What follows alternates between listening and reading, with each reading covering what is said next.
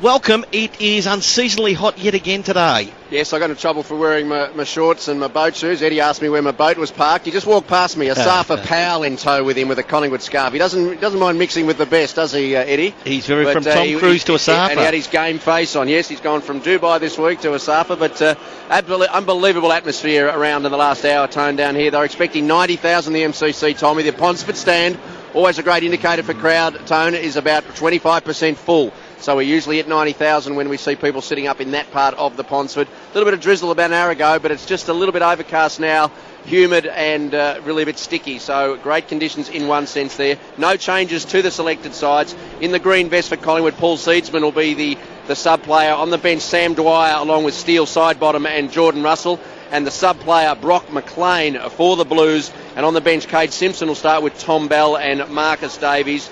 And, Tony, there will be a loud roar all throughout this game. We've been looking forward to it all week. We have indeed.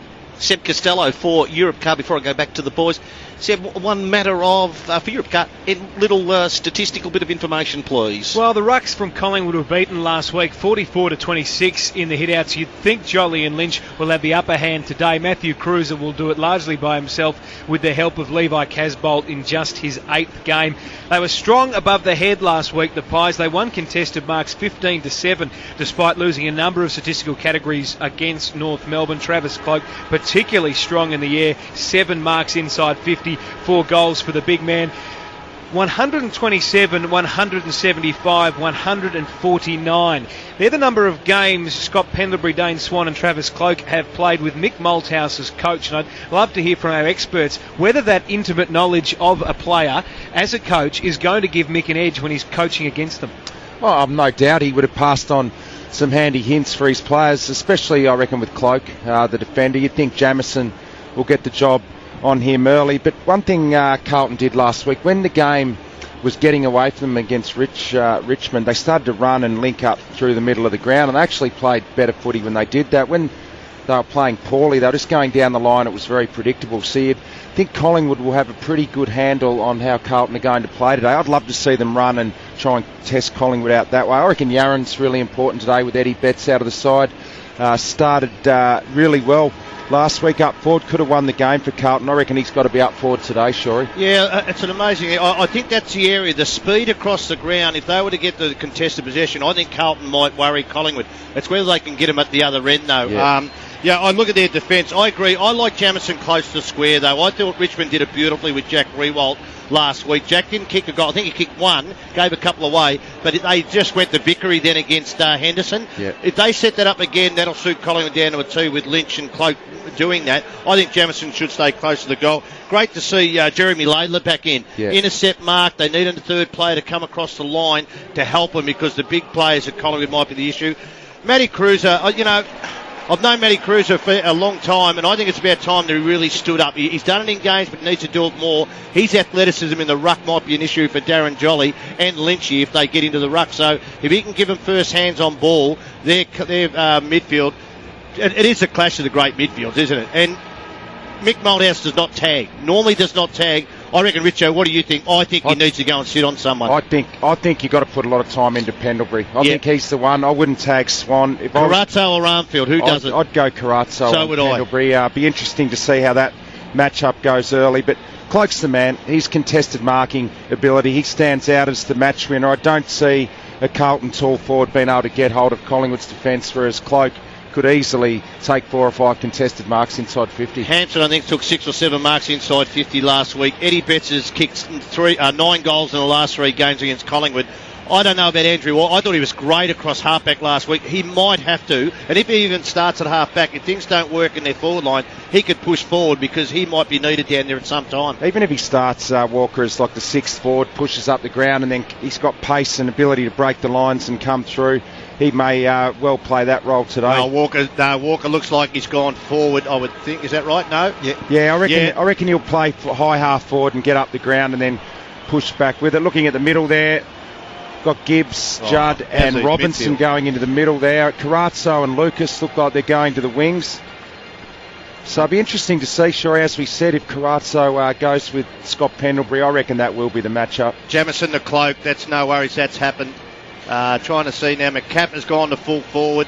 Layla's got that job, and Henderson's got the job on Quinton Lynch. Mark Murphy won the toss. Carlton will kick to the punt road end as the players break out. Final word 2 from you too, Shorey. I thought the move last week really worked. O'Brien playing further up the ground with the thumping long kick. Yeah, Matty Richardson mentioned that, and he started right on the wing now. I can't pick up his... it looks like Lucas. And as we predicted, Shorey, look who's standing next to Pendlebury. Carazzo is on him. Swan and Judd. And Robinson is on Blair in the We're middle. underway. The shadow boxing up well and truly over now. The real stuff has started. First possession goes to Collingwood. Handball towards the members' wing. Clark of Collingwood over the ball. Swan a quick kick toward wing half forward. Tumbling toward the boundary line. Ball wins out. And so Collingwood into their attacking half, barely, on the members' side, between wing and half forward. First quarter brought to you by Chemist Warehouse. Tony Leonard in commentary with Tim Lane today. At the back, Cruiser, the tap. Little handball, Gibbs was effective. Found Robinson, left foot kick beyond the wing. It's still close to the boundary line that time. Nice body work by Reed. Just led his man underneath the ball. And it tumbles out again. Matthew, no score yet. We've been going a minute. Yeah, that's Reed on young Sam Rowe in his first game. Nick Maxwell is on Yarran. Yarran might be dangerous on him, Shorey, I reckon. I think Tuvey would move on to that matchup if it didn't work early. Free kick to Cruiser at the ruck contest. Long ball into the punt road. Goal off the pack. Maxwell covered it well. Gave to Pendlebury, to Swan, the old firm. Quick kick. Cruiser couldn't quite reach it, slid off his fingers to the back, picked up for Blues by Tui, but he lost control of it in a tackle. Ball still amid a pack. Carazzo out to Gibbs, over the top to the running Murphy on the left, little dab to a leading Walker, can't mark, it bounced off his chest to Johnson, who gave to Shaw, whose kick is chopped off by Gibbs. Carlton keep the pressure on. Inside to Judd. Forward to the centre. Long ball to full forward. Walker in the middle. Couldn't mark. He was swamped by the big men, and it falls to Reed. Reed, the handball in defensive 50. O'Brien receives for Collingwood. Head straight to the wing with a long kick. I don't like it. It should be a Carlton mark, and it is. Forward they go to full forward. It's a bad kick. Casbolt was the target that time. Can't get there. Little snap around the body. That time has missed everything. And Swan in the back pocket. It's been end to end, well, sort of half forward to half forward. No score yet. 2.5 minutes for the Chemist Warehouse. Swan tries to find Sinclair on the lean and does so. Quickly round the grounds for Supreme Caravans as Collingwood goes forward. Goal to Paul Chapman. Geelong within 8 points. Time 6 gone. Final term. So plenty of time left. Ball on the members' wing. And Cloak had it. He was tackled. Goldsack's got a free kick to Goldsack, just slightly off the ball. So the Magpies will build now. Still nothing on the Chemist Warehouse scoreboard apart from zeros. Long ball into the 50, no one can mark. Off the pack, Magpies ball. Side bottoms kick smothered. Ricochet gives Jolly a chance. It slipped out of his hands. He gets it back. He got it onto his boot. A quick kick forward, and it's been marked for Collingwood by Dwyer at the 50, just beyond his range. He doesn't go for home. He kicks top of the goal square. Lynch using a bit of body, but off hands it's collected by Judd, who gives it out, and Lucas skids it around half-back for the Blues. So the race is on. 2-2 battle out there. In fact, it just, in the finish, it rolls harmlessly over. I think the Collingwood fans in the southern stand thought it might have been deliberate. Still no score. 3.5 minutes gone here. It's tight up at Etihad. Quick score, please, Shane McGuinness. Still an 8-point lead to the Kangaroos, 101-93. From the throw-in, Blair tried to shovel it forward. Carazzo, the backward handball, tried to get it Judge. Hand and knees, Tui in there, hard for Carlton. But it's all pressure at the moment. Ball's not coming out. Tone, another pack forms. The umpire again to break it up. Just before you do, Doc Larkins. Yeah, Darren Jolly just ran through the interchange, very distressed, holding the left side of his chest. He's had a hit around the ribs. The Doc's about to go down and have a listen to the airbags, Tone. So, yeah, he was in a lot of trouble there, Tone, coming off the ground. Big Darren Jolly couldn't get any breath at all. So he heads down, which would be a monumental swing in the game should Jolly be out. Ball still basically neutral territory, southern side wing. There's a free kick going to go Collingwood's way from the ruck infringement, Tim, and the man Lynch to take it out there is Quentin to send Collingwood well forward inside attacking 50. Too far out even for him. He kicks to within 20 of goal. No one can mark it. Dwyer's got it at the foot of the pack. A left foot snap, just missing on the near side. Magpie fans were rising out of their seats. And it's taken 4.25 minutes for the duck to be broken on the Chemist Warehouse scoreboard. It's a Collingwood behind, and that is the only score thus far. Notice down below us a Scottish Army. They're all in kilts, Tone, and I can imagine a predecessor of mine in this box might have had a bit of fun with Messrs McCavity. Yes, I suspect so. From the middle, it was Carlton breaking through. Lucas goes in the row direction. The Collingwood defender, Reid, the stronger and more experienced, won the battle. The kick, though, to Shaw was beyond him, but recovers first. He sure has a bounce. Southern side wing with two bounces. Drew a man, handball over the top. Lynch has got the ball, wants to double back. No, gives the handball off to a runner inside bottom. 75 out, half forward for Collingwood to the city end of the ground. Defensive mark, well done that time by the Blues. And Henderson yet again just stood firm, Tim, one behind. The only thing to show on the Chemist Warehouse scoreboard, that is in Collingwood's favour after 5.5 minutes first quarter. And those 5.5 minutes broken up pretty much down the middle. Carlton attacked for the first half of it, and now Collingwood since, but still no goal. Casbolt's got himself to half-back, kicked along the southern wing, and Sam Rowe, who's made this recovery from cancer to be making his senior debut for the Blues, has the ball on the wing. He kicks low in towards half forward, and Robinson with a strong lead takes a strong mark. Simpson's got loose, long ball searching for him. He's got the sit, but it's fisted away from him by Marty Clark, and it's Bills Tuvey's way. A little scrubber kick out to the boundary, but he'll get a free kick anyway. The footy's coming back. It's well a magpie ball, Matthew, last line. How about that? Just the way that Clark was able to time the punch and not infringe in the back pocket. Yeah, he did it really well because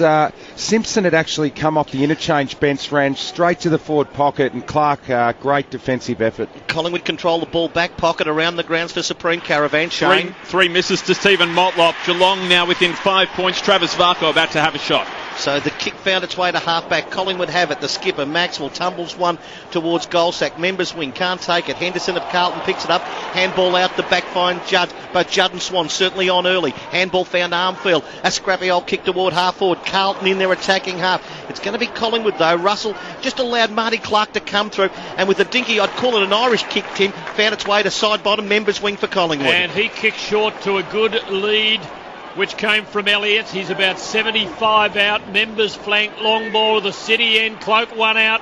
Fisted by Jamison, did well. Fisted it in the right direction, backwards to the scoreline.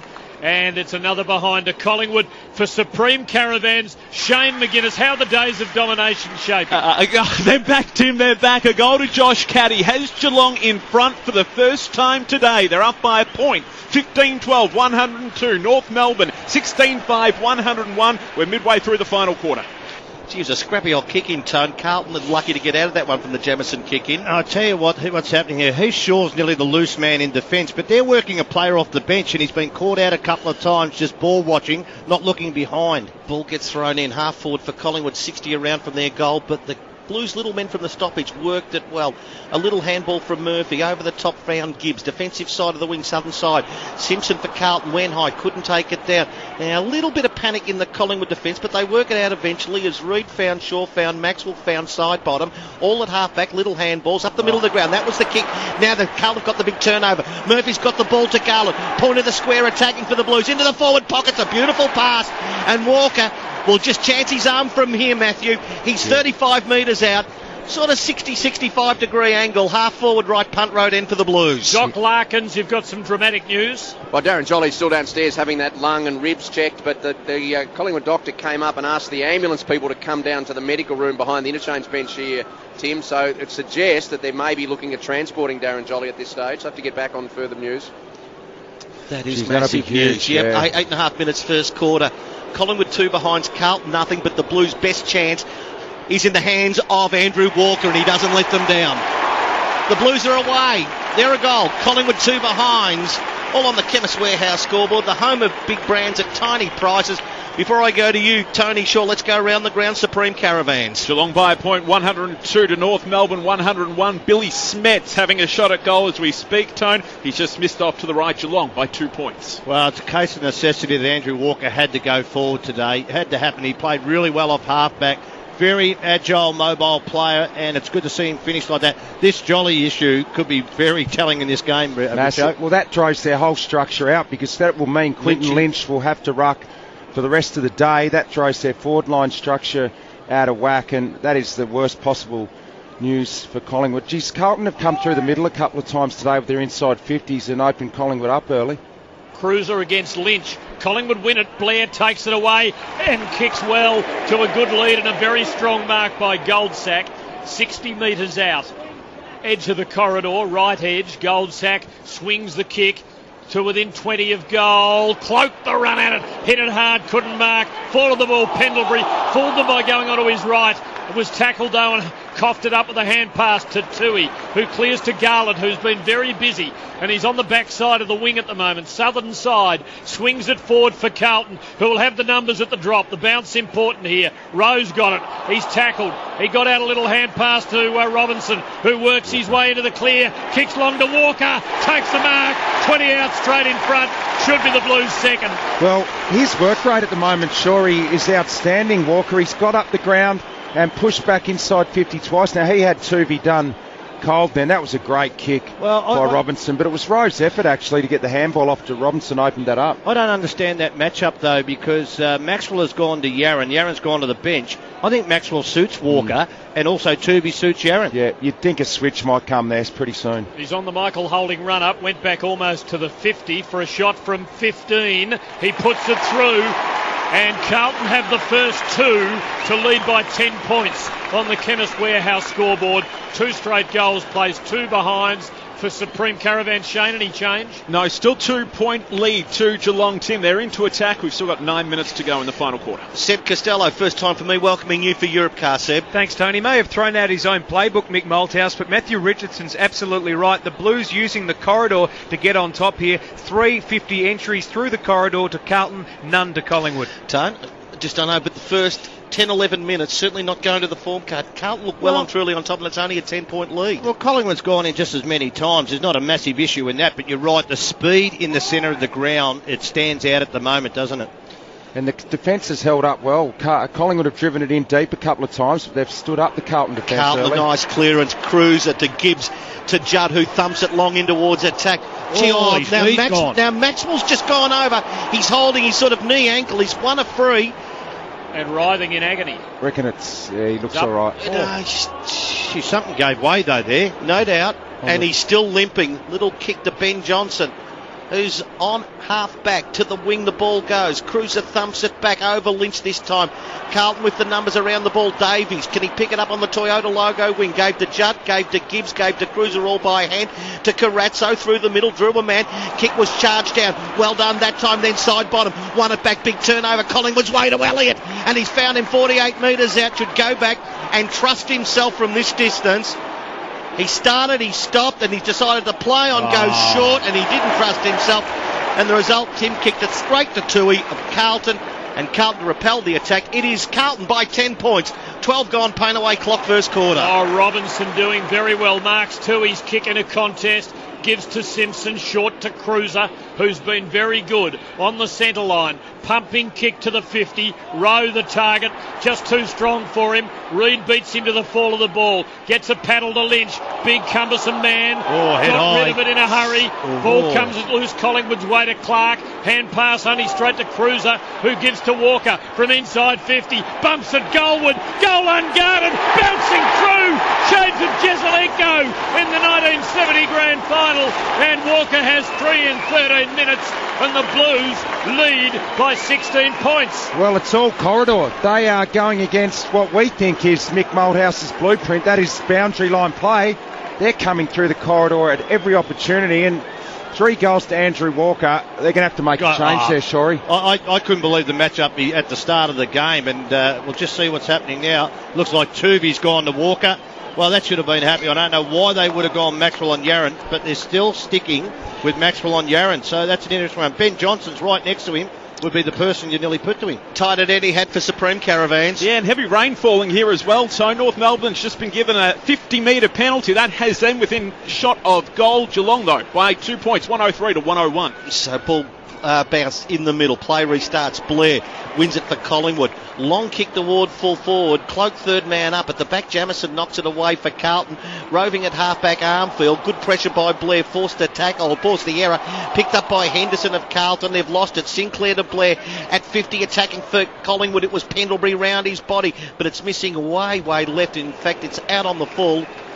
So it's 3 goals straight Carlton. 2 behinds Collingwood. 14 and a half minutes gone. First quarter, Chemist Warehouse scoreboard. He's pouring at Etihad Stadium. Quite clear here.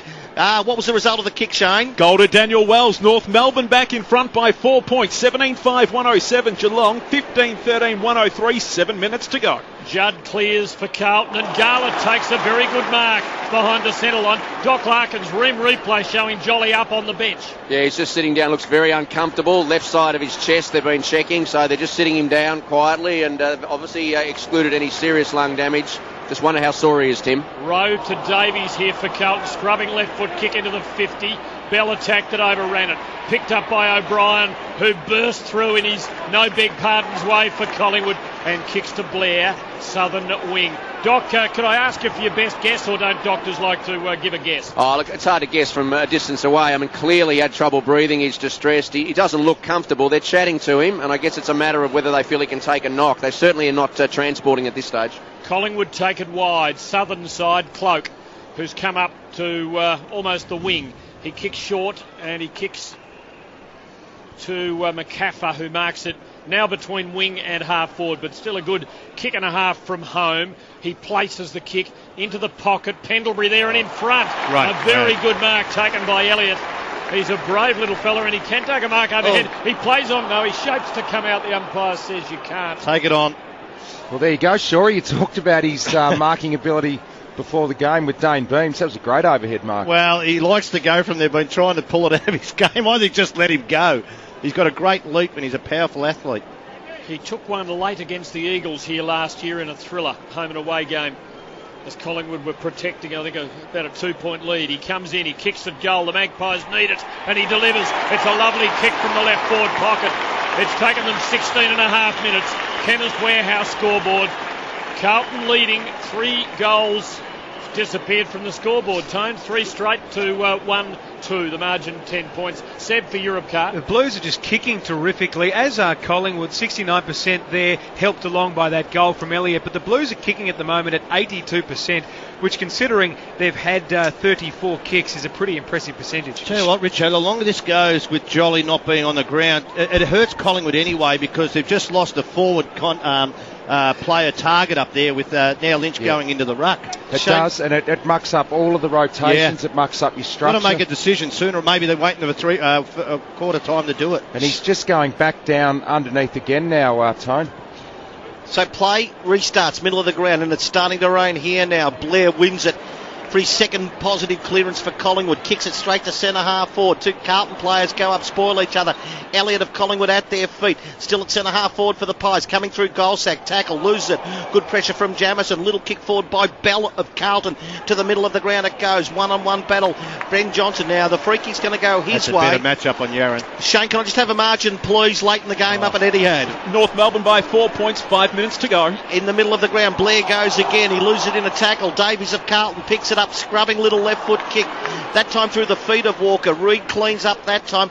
Little sideways kick from side bottom was effective, Tim. Found its way to Clark, members wing for Collingwood. It's old-fashioned stuff now. Grey sky, rain falling. The Magpies and the Blues that's ball. on the MCG, and ball it is, and it's a Collingwood free kick for a tackle laid by McCaffer on Laidler, who just didn't make an attempt to get rid of it. Kick from McCaffer will be brought back, actually. Oh, they're saying it went over. I don't think that went out. A conference. Oh, they are. Out of bounds. I think that's the thing that Laidler was worried about, taking it out on purpose, intentionally. The ghost of Wayne Harmes rises again. Doc Larkins. Yeah, I had a clear view of that, Shorey. It was definitely over the line before they paid the free. Carlton by 10 points, 17 into the first quarter. From the throw inside bottom back of the pack, kicks Collingwood to centre half forward. Dwyer broke the tackle, then he lost it in the Armfield tackle. Still at half forward for Collingwood. In there is Armfield, in there is Henderson, and now the ball goes out of bounds. As we go back to you, Peter Larkins, an update please on Darren Jolly. Well, the good news was that Jolly came up for 2 minutes and sat on the bench. He looked great to me, Tone. He's gone back down with the medical staff to the medical room. So I think Jolly really struggling with that chest injury. Collingwood at half forward, 50 around from their goal. Ball thrown in. To the city end they go. Side bottom, another touch. Kicks it quickly into the forward pocket. It skids across the turf now. Forward pocket right. Ball goes out of bounds.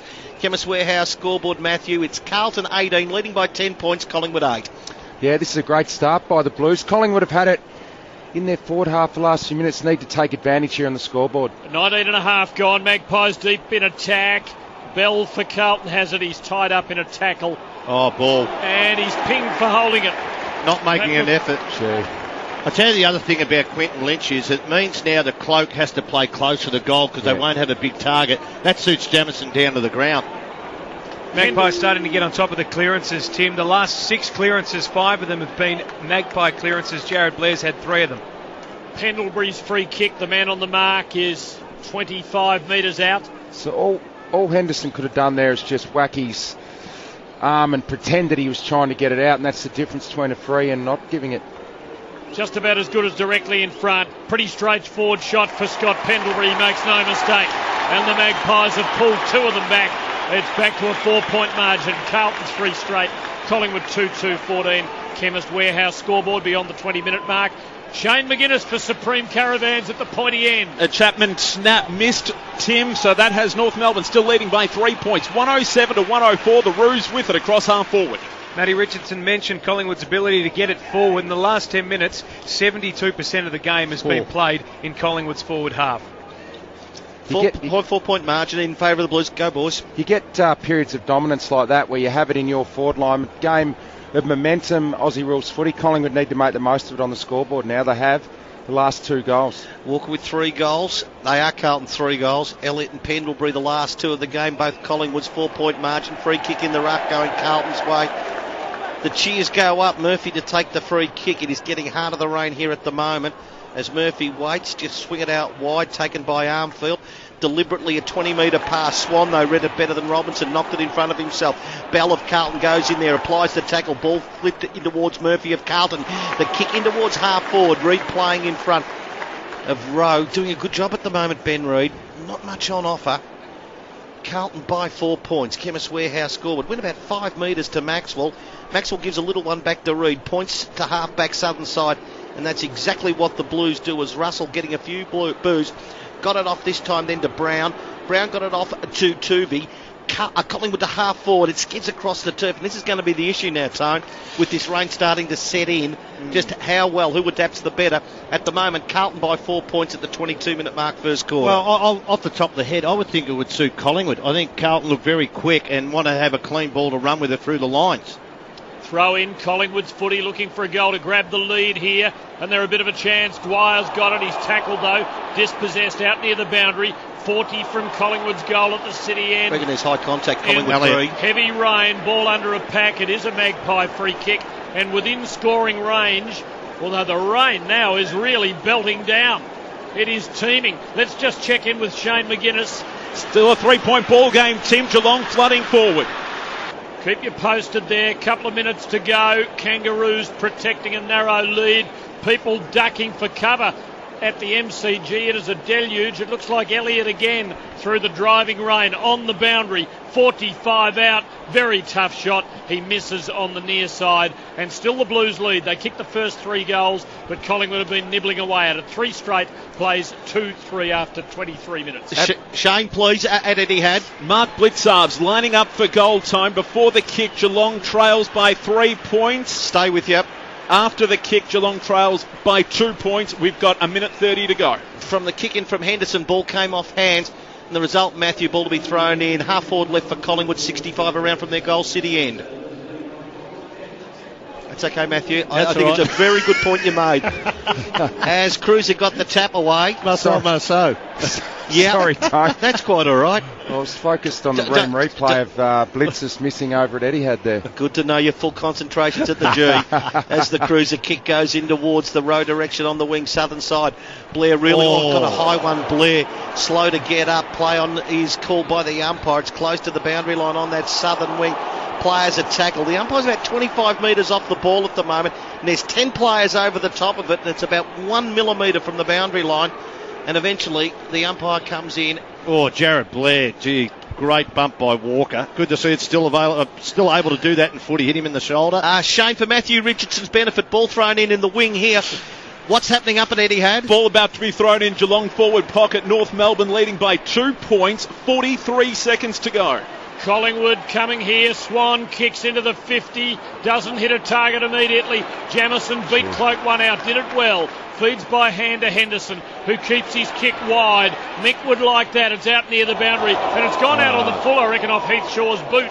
Although it hasn't been called that way by the boundary umpire. Shane, what's happening? A free kick to Jimmy Bartel and a 50-metre penalty against Nathan Grimer. This will put Geelong in front with 33 seconds on the clock. From the restart, it was O'Brien going forward, but his kick was intercepted at half-back for Carlton by Henderson, who lead at the moment by 3 points, the Blues. Ball out on the wing, over the top. Just give us the result at any time, Shane. We'll stop the call here as Davies picks it up half-back flank. He slides one across the deck, and now it's going to be out of bounds. Murphy sees it out of bounds. What's happened at Etihad, please, Shane? The goal to Jimmy Bartel. Geelong by 4 points. 112 to 108. 25 seconds to go. 3 straight goals, Carlton here. Collingwood 2-3-15. Chemist Warehouse scoreboard, 25 minutes first quarter. Lucas had it for Carlton. He's got it back after it slipped from his fingers. Neat little sidestep. Kick into the 50. Casbolt hitting it hard, couldn't mark. Spillage to Clark of Collingwood. Hand pass to Reid. Clearing ball. Bounces through the centre. Beat about 4 of them. Elliott Soccer's on. Bootsma goes with him. And laid a neat little hip to take Elliott out of the contest. The Magpies arrive in droves though. It's out near the boundary. It's knocked by Bootsma up the boundary line. Side bottom there for Collingwood. Helped it to Pendlebury. Couldn't handle it. Side bottom gets it back. He kicks into the 50. Blair arrives. Takes a mark and will run into an open goal and put the Magpies in front. And a great first quarter, Tim. It's been a terrific quarter of football. Carlton kicked the first 3 goals. Collingwood have answered with 3 of their own, and Jared Blair, after suffering a heavy knock, has kicked the goal to give the Magpies the lead. Shane, let's go to you. What's happening at Etihad? North Melbourne have it across half forward. There's the siren. Geelong by 4 points in a thriller. 16-16, 112 to North Melbourne, 17-6, 108. Collingwood by 3 points here, but the interest is with Darren Jolly. Dr. Peter Larkins. Well, he's just come up for the second time for medical attention for that left rib injury. Ran up and down. He shook his head. He's speaking to David Butterfint, the fitness coach, as well as Peter McQueen, the doc. But Darren Jolly looks quite sore. They're going to give him some more pain relief, but he definitely got left rib troubles. On the replay, Doc, we just saw him try to pick up a bottle of water off the ground. He grimaced doing that, didn't he, Shorey? So he wouldn't be good chasing the ball or getting a bear hug from you. Play restarts from here. Cruiser got a thump about 15 metres Carlton's way toward half forward. Pendlebury, the defensive handball, tried to get to Maxwell. He knocks it outside the defensive 50, but Judd's there. Got a little block that time. He's sure couldn't get to him. Oh, gee, that's a free kick to Judd. Held without the ball, surely. Umpire said no. Rebounds to Shaw, who starts it, goes from half back to half forward. Clash of players there. Elliott there as well as Tui. And good honest efforts from about 3 players here, including Sinclair, who arrived late for Collingwood.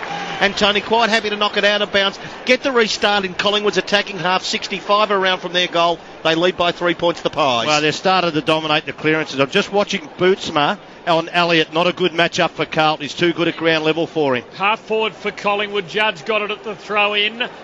Swan gets his hands onto it though. Hasn't had a lot of it in this opening quarter. Good hand pass inside to Johnson, who hooks the kick off the instep. Cloak arrives, goes to Pendlebury, wrapped up in a terrific tackle by Tui. Carlton's defence holding up here under a lot of pressure. It's been all the Magpies for the last 10 minutes. Ball under a pack. Dwyer had it, lost it. Tui gets it, he lost it. Ball in dispute. McCaffer plays for a free, doesn't get it. Yarran got himself over the ball through high contact and comes up with a free kick for Carlton. Doc Larkins on the boundary.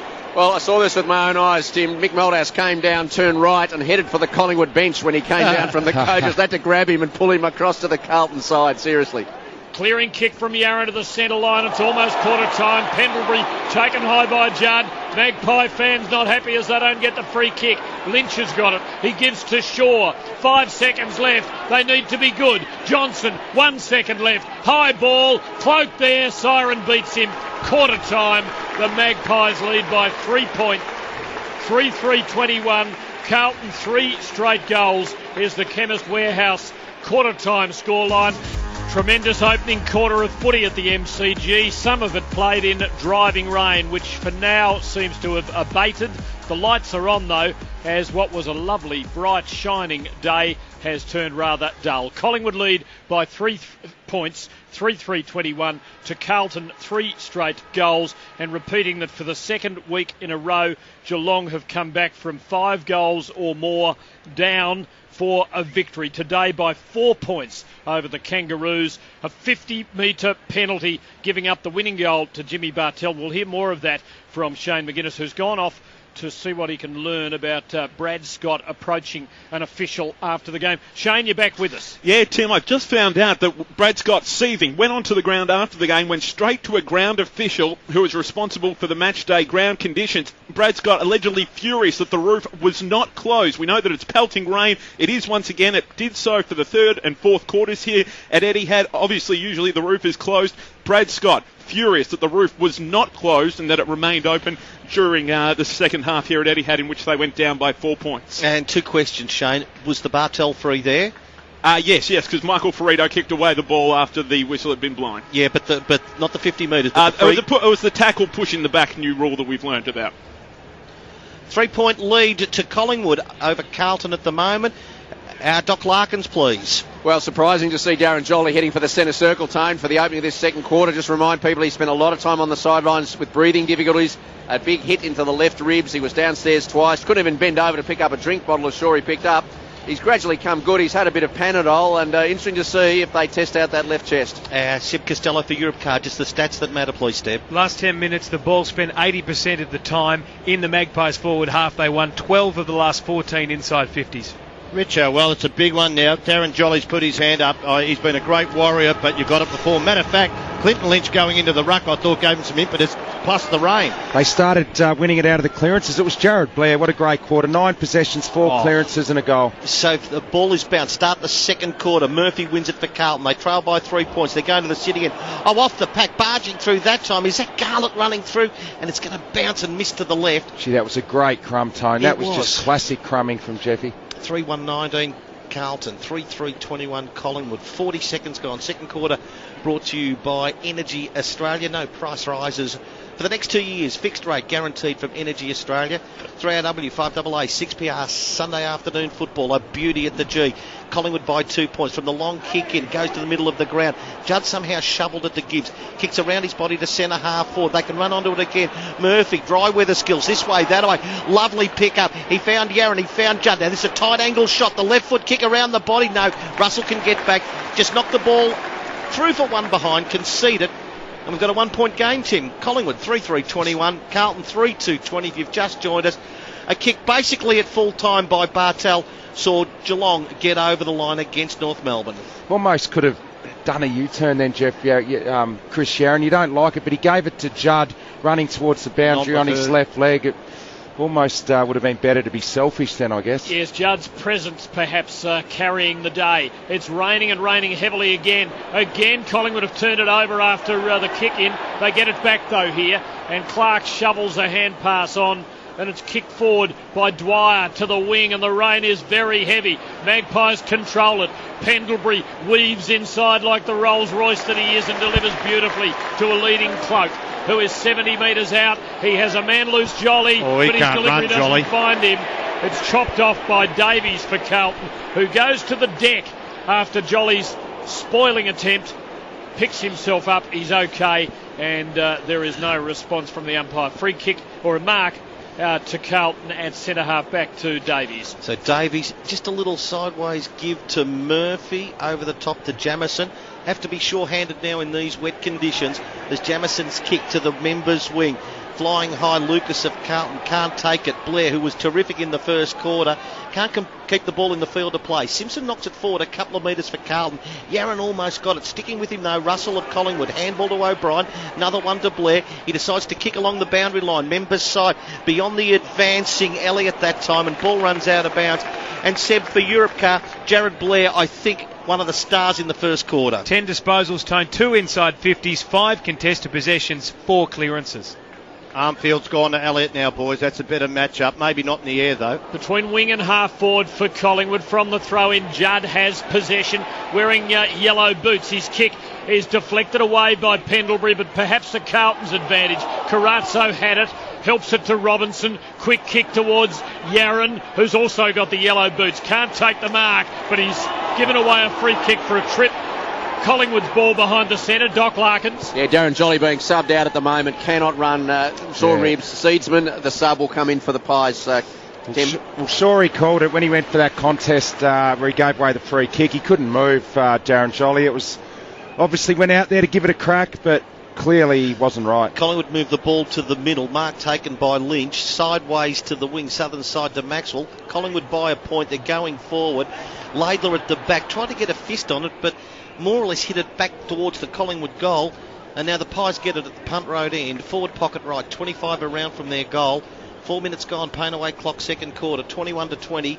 Collingwood's way, and Collingwood are deep into attack at the moment. Sinclair of Collingwood tries to pick it up from the stoppage. Gibbs a little one off the ground. Somehow got it to Cade Simpson. Little handball, got it off the Bell. Bell tackle dragged down by Sinclair. Rewarded the tackler. And the young snowy-haired Collingwood player has it. Tim, 65 out for the Pies. Kicks quickly. Cloak is one out. Jamieson did it beautifully. Just edged him out very subtly. And then took the mark behind him in the back pocket at the punt road end. A low clearing ball in the Bootsma direction, and he hangs onto a chest mark for the Blues. A call short from Lucas along the boundary line. He marks behind the wing. We've had 4.5 minutes on the pain away clock in the second term. Collingwood lead by a point. Kick towards half forward. Garlett, the only man down, been very dangerous. An underground hand pass to Yaron. A nice collect. 40 out, curling kick, hit the outside of the post and scores a level at 3-3, 21 apiece at the 5-minute mark. That's the Energy Australia score, but 4-point game. Geelong winning at Etihad. We've got the close one, Tone. It's two very good games, and we've still got a beauty to come from Perth later in the afternoon. As the kick from Johnson tried to find O'Brien. It should be a free kick to O'Brien. I thought he drew high contact, but Seedsman forward of him. Takes the free kick, slides one along the ground. Neat pick up by Shaw. Shaw of Collingwood just tumbles it to half forward. Carlton player there, a little slow to release. It was Henderson, and as a result gets turned over. O'Brien tried to thump it forward, but well smothered that time by Armfield. Ball still forward of the centre. It's going to be a Carlton free kick in the back. Armfield to take it. Umpires allowing play to continue. Tui receives the handball from Cruiser. Halfback Members side, and he goes very wide. Kicks wide for Rose lead. He got there to get his fingertips onto it, but couldn't hang on. It's over the line for a throw. Should have handballed Harry O'Brien. First thought, any time in this game. Just one thing, I think Carlton look really well balanced now. I think their matchups are a lot better than what they were halfway during that first quarter. 3-3 apiece. Another goal each, and they'll be level. At the throw-in, it's under a pack, and there will be a ball up. Some wider stats, please, for Europcar, Seb, some of the dominant players on the ground. Chris Judd, very good. 10 disposals, 2 inside 50s. Jeffy Garlett also having a decent day. 8 disposals for him, 3 inside 50s, 3 contested possessions. Cruiser dominating the airwaves. Knocked it to Garlett, helped it to Judd, got it to Murphy, but under the pump near the boundary, and inevitably it's over. No high contact against Swan, who took Garlett over the line. And Garlett It's been lively, Tim. He's disorganising Collingwood a bit, He's the problem, yep. Been very good. Hasn't kicked a goal yet. They've all been kicked by Walker. Simpson receives from Garlett, kicks to Yaron, who's got loose. He's taken a mark 40 out, but out near the boundary on the right flank. So it's a very tough shot, but the distance is gettable. I'm going to try and pick up who's picking Garlett up. Looks like Benny Johnson, although he doesn't want to go anywhere near him now because I don't think he wants to be blamed. He's had 9 touches, Jeff. Chris Yaron with a point to prove around goal. Richo could have won the game for the Blues against Richmond. From on the paint, the kick is always right, and it is indeed out on the full. A poor effort and so scores remain level on the Energy Australia scoreboard, 3-3 apiece. Simpson's the man. They've got to get into the game, Carlton. He delivered that to Yaron, but very quiet so far in this match. Ben Johnson's kick tried to find Cloak at half forward. Henderson picked it up and kicked it out on the full. And Ben Johnson, take two, back pocket. Pies going to the punt road end. It's 21 points each. Energy Australia scoreboard.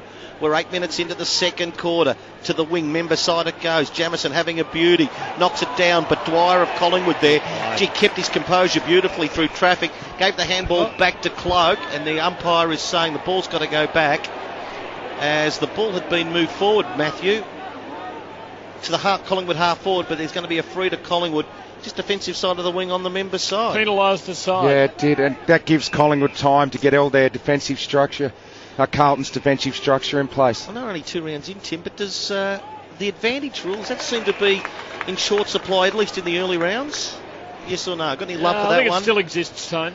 The kick found its way to Cloak, who, low percentage kick, close to the boundary line, tried to find Lynch in the slippery conditions, and the ball slid out of bounds. Scores level, 21 points each. 8 minutes gone, second quarter. 52 around from the Collingwood goal, punt road end. Wouldn't put it on the endangered species list just yet. Okay. But you may be right. There might be a slight diminution from the throw-in. Shaw, a quick kick for Collingwood to the 50. Picked up by Dwyer. Sold a bit of candy. And then was mown down by Tui, who gets a little grubber kick about 5 metres for no result. And the ball is under a pack in slippery conditions. And umpire Scott Jeffrey steps in and will ball it up. 49 from Collingwood's goal. Tony Shaw on 3AW. I love this about Carlton. They've learnt from last week. Michael Jamison will play on anybody who goes to full forward. Yeah. Hasn't moved from full back all day. Lynch got the tap to Blair. Blair got one in the back and the free kick to Collingwood. Gibbs can't believe the call, but he lay on top of Blair. Put the tackle on, Matthew. Yeah. Look at the Ream replay. Tell me what you think. Yeah, we'll have a look at the Ream. We're just waiting for it to come up time. But he's been terrific, this man for Collingwood. Got a chance to kick his second goal here, and he has had 10 disposals. 48 metres out. Man on the mark at about 45. He'll kick from 48. What's his distance like, Shorey? Right on the edge, I reckon? It's a bit heavier, isn't it? Yeah. Normally a talented kid. Blair for Collingwood to break the deadlock. Gets under it a little bit, pushes right and keeps going right. Didn't get there. Rowe defensively knocked it away. Elliott did the rove. It gave it back to Heathshaw. He can have a snap from 25 metres, Heathshaw. And to be fair, Tone, or probably more precisely to be unfair, probably should have brought it in from there. Missed right, one behind. Yeah, Berwick got away with one there because Rowe did well, got up and spoiled it, but he had to kill it over the line or even through for a point. He punched it straight back into the corridor and got away with one there, Carlton. 3AW Energy Australia scoreboard. Collingwood 22, Carlton 21, 10 gone second quarter. Ball brought in long beyond the 50. Judd's got it for Carlton. An overhead hand pass doesn't get a result. Swan for Collingwood. Quick kick to within 25 of goal. Jamison well done. Playing superbly down the back.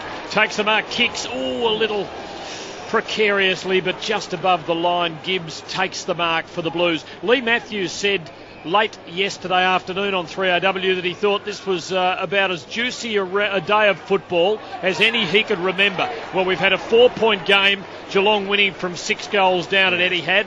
Collingwood lead Carlton by a point, and we've got West Coast and Hawthorn still to come, and as ever, Lethal is the accurate one. Lynch, long ball for Collingwood to within 30, but Rowe takes an uncontested mark very gracefully for Carlton. He might be the new Swan. Anyone in this box want to disagree with Lee Matthews' view on football? No. He's got a statue, Lee. It's just outside. It's a bit wet now, though, the statue. Seb? Absolutely not. They've got problems, Collingwood. Goldsack at full forward hasn't competed enough in the air, so how long that will last, we'll just see. They've been deep a number of times. He's been outmarked a couple of times. Carlton knock it around at half-back. Carazzo to Bell. Now Bell goes long, and Garland again roves the pack. Brilliant. Through traffic he goes. Has a bounce on the slippery surface. At pace, runs to 45. Keeps it low. Carries the pack. What a wonderful goal. Jeffy Garland, good guy's goal of the day. 4 or 5 times today he has just read the ball beautifully from the pack. And Chris Yaron, what a wonderful goal. Breaks the deadlock, 4-3-27 Carlton. Collingwood 3-4-22. As we're at the 12-minute mark, Matthew, second quarter Energy Australia scoreboard. He has been outstanding today, Jeff Garlett. This quarter, he has done 3 front and square crumbing efforts. Well, someone that go were to just him. simply outstanding. If you get those, any young player who wants to learn how to crumb front and centre, his timing, he's hit it at pace and crumbed it beautifully, and then backed himself in, ran through 50, kicked a beautiful goal. Did you see KB play, Richo? Or just heard about I his was exploits? only young, but Unbelievable, Richo. The That's best front and centre Kevin player Bartlett type crumbing, was. isn't it? Best Yeah. front and centre player ever to play the game, and I KB. say that without any doubt at all. And Tone, at pace, 20 paces, including a bounce, No. on a wet ground. That's a great skill Well, from Jeff Garlett. I think Jordan Russell's gone to him, has he? I don't think he's good enough It's not for the ground. right matchup. No, gee, they've got that wrong, Collingwood. You have to go with either Tuvey or even Marty Clark, maybe. Blues by 5 points. Judd's been a workhorse for Carlton. Couldn't prize it out cleanly here. Pendlebury has a go for the Magpies. A McCaffrey kick smothered, bounces to Carlton's advantage. Judd gives to Lucas, a hand pass to Gibbs, has to do the U-turn from on the 50 to full forward. At the back, Yaron lurking. Stolen though, Collingwood's way, they've lost it. Bell's got it for the Blues. Hand pass for the bearded Simpson. Has to take it back outside 50. Swings it back to within 20. No one can mark. Fall of the ball, Tuvey. Bell gets hold of him, brings him down. Spillage with Shaw. Tackled, couldn't get boot to ball. Still under a pack. Russell tackled, lost it. Close to the scoreline near the behind post. Blues get it back into the corridor. Great collect, Yaron. Hand pass, Garlett. His first fumble of the day, though. There would have been a goal staring him in the face. Judd goes in hard, lays a tackle. Carlton hold it in and force a ball up, and it was good pressure. Great pressure. That's exactly what the modern game's about. Keep it in your forward line. Try and create stoppages. Let's see how Carlton can hold it in 20 here now. out from the Carlton goal. Lynch has to do the ruck work. Jolly's been subbed off. Thought he got it in the back. Clearance for Collingwood. Side bottom. Kicks it away as far as he can. Now neither player wants to lose their feet this time. Henderson got there first. Slung as he got rid of the ball at halfback. Ben Johnson overran it. Allowed Dwyer. Oh, nice pick up one hand. And got away from Henderson on the wing. Has one bounce. Has 2 bounces. Southern side. Dwyer of Collingwood. 3 bounces he's had. Have a fourth. The boy from Port Melbourne runs to half forward. Handball over the top. It's Sinclair. He has a bounce. Oh, almost got away from him. Tight angle, 35 metres, misses. And misses absolutely everything. And it's out on the full. How good is Sammy Dwyer? That was a great pickup. Exciting stuff. Low scoring. Everyone enjoying this wonderful contest. Carlton 4-3-27. Collingwood 3-4-22. 15 minutes gone, second quarter Energy Australia scoreboard. Blues clear, awkward half volley for Rowe, he overran it. Magpies ball, big Lynch, 70 out, squeezes a hand pass, hoping for anybody, doesn't really get anybody. He gets a free kick now though, as there's high contact made on Pendlebury. And it's his ball with the man on the mark, 51 out. He places it top of the goal square, cloak up, can't mark, been well contained so far. Tui a fumble, allows the Magpies to converge. Swan dangerous, Shaw calling for it, receives the shovel. His kick though is across the goal face. Lucas camped under it, takes the mark for the Blues. Punt road end, back pocket. No hurry to get on with it. 5-point margin to Carlton. Earlier today, Geelong by 4 points. As Lucas to halfback, I don't like the kick. Goal sack, didn't quite complete the mark, but able Tony to hold it up. 52 around from the Collingwood goal, half forward right, punt road end. You've got to give credit to the coaching staff at Carlton. Like I said, their matchups. Armfield stopped Elliott, who was a major issue in the first quarter. Now something's happened after that's gone out. It's ended up being a free kick to Yaron at halfback. So boys, I'll get you to have a look at the replay, but goal sack didn't complete the mark, came off his hands. Look for everything to be thrown in from there. Umpire decided free kick to Carlton. Yaron got the kick. Might have just gone out on the full. Roving the packs beautifully. Carlton with numbers. Robinson has it. Scrappy old kick toward half forward it goes. Tubby has to go between 3 players. Threw it forward. I think that's all right in the modern game now. McCaffrey's handball. Got it that time to O'Brien to side bottom through traffic. I like it. And now Collingwood out through Maxwell. He advances, he kicks, and he played it very coolly. He didn't get excited and blaze away. Had a lead from Sinclair and delivered to him for a mark low down, 45 out. But he's going to have to kick it in the slippery conditions from only about a step inside 50. Gee, that was great by side bottom. Just composed, turned around and found Nick Maxwell, and he then put it inside 50. But real classy stuff from side bottom set this up. 11 disposals for Steele.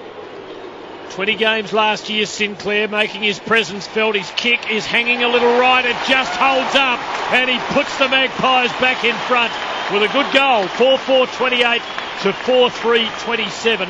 17 minutes gone, second term. That's the Energy Australia scoreboard. First goal since the 26th minute mark of the first quarter.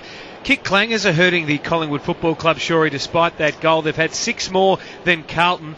Carlton have had 7 more intercept marks, 10-3. Yeah, I think conditions, you're going to have a lot more in these conditions, Seb. Now the ball's a bit slippery, but I just think Carlton's on the outside. Once they get on the outside, they look a lot quicker, and if they keep the ball like that, they're still got to find a match up for Garlick, because every time, he's the one keeping Carlton, I think, in this game at the moment. They've really stabilised their defence with those changes in match-up, we said, so they're back into the game, no doubt. Collingwood regain the lead by 1 point, 18 into the second quarter.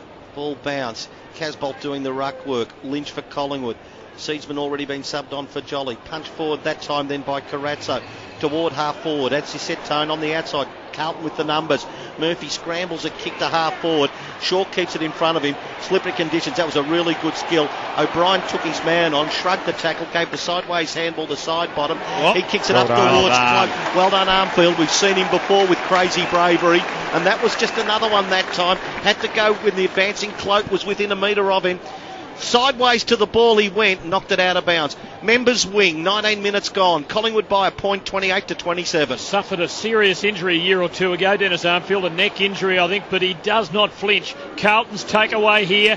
Kicking towards half forward. Off a pack, Yaron can run all the way home and kick the goal to put the Blues back in front. And it's a classic seesawing Collingwood-Carlton game. The Blues are 5-3-33. The Magpies 4-4-28. 19 minutes second term on the paint-away clock. Well, if you're going to come in and have an impact third man in on a contest, Russell, you have to kill the ball. He didn't. And Yaron, very, very dangerous when the ball's in that situation. And him and Garlett, every time it goes forward, they're looking really dangerous when the ball gets on the outside with their pace and skill up forward. But Russell would like his time again there. That shouldn't have happened. Did not have to go in the contest at all. And that was his direct opponent who didn't go, stayed down, runs in, kicks the goal, Chris Yaron. Just the Garlett-Yaron combination, please, Seb, for Europe Car. Today, for the entire match, it's been 10 disposals for Jeff Garlett, 8 for Yaron. This quarter, Yaron's had 6, 3 of them leading to scores for Carlton. So, the handball from the restart from Armfield missed its target. Harry O'Brien's got it, gave it to Dwyer, took on Lucas, shrugged him off. Can Collingwood regain the lead from 40 metres out? Sam Dwyer. You bet he can. Good player. Where's he come from? Dwyer. Mature age, 26-year-old rookie. Yeah. 8 seasons at Port Melbourne, including the last 2 grand finals. This is great seeing these guys get opportunities. We saw Goods last week for the Bulldogs, and I reckon there's more of them out there in their state comps. I want to go down to you, Dr. Peter Larkins. Yeah, just told me Alan Tuvi's been off the ground the last few minutes, having work on a right hamstring with the physios. Sore and tight. He's just running the boundary in front of me, Tone, but a little bit of concern for Tuvi. They're just watching him. Well, they're going to watch him. Matter of fact, they need him out there because he'd be the Yaron matchup, which would release Russell to someone else, maybe a bit taller player. Hard to predict a winner here. The lead keeps changing. Seb will tell us how many times it has oscillated.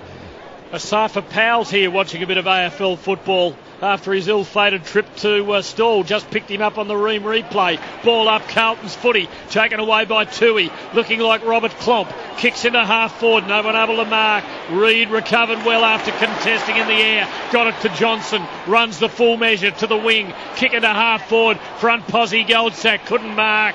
It just slipped over the line before Seedsman could get his hands onto the seed, and the ball will be thrown in about 75 out. Collingwood's left half forward flank as they go to the punt road end. 7 lead changes, Tim. I'll get a Jared Blair update too. Doesn't seem to be as prominent this quarter. At half-back, Carlton win the ball. Yaron's kick floats in the air. Lead-up man taking the mark, and it was a good one too from Casbolt. They've moved it on quickly. Henderson and Yaron. What a great leap, Yaron over Russell. And Henderson's gone straight up to Russell and letting him know, so Walker, this is a bad matchup for Collingwood. It's been a bad matchup for the whole quarter. Just the vertical leap, going with the flight of the ball. That is a great, brave grab. And 35, 40 metres out maximum. Again, another lead change maybe coming up. Collingwood has it by a point, but Chris Yarran, a couple of goals in this quarter. To the city end he goes.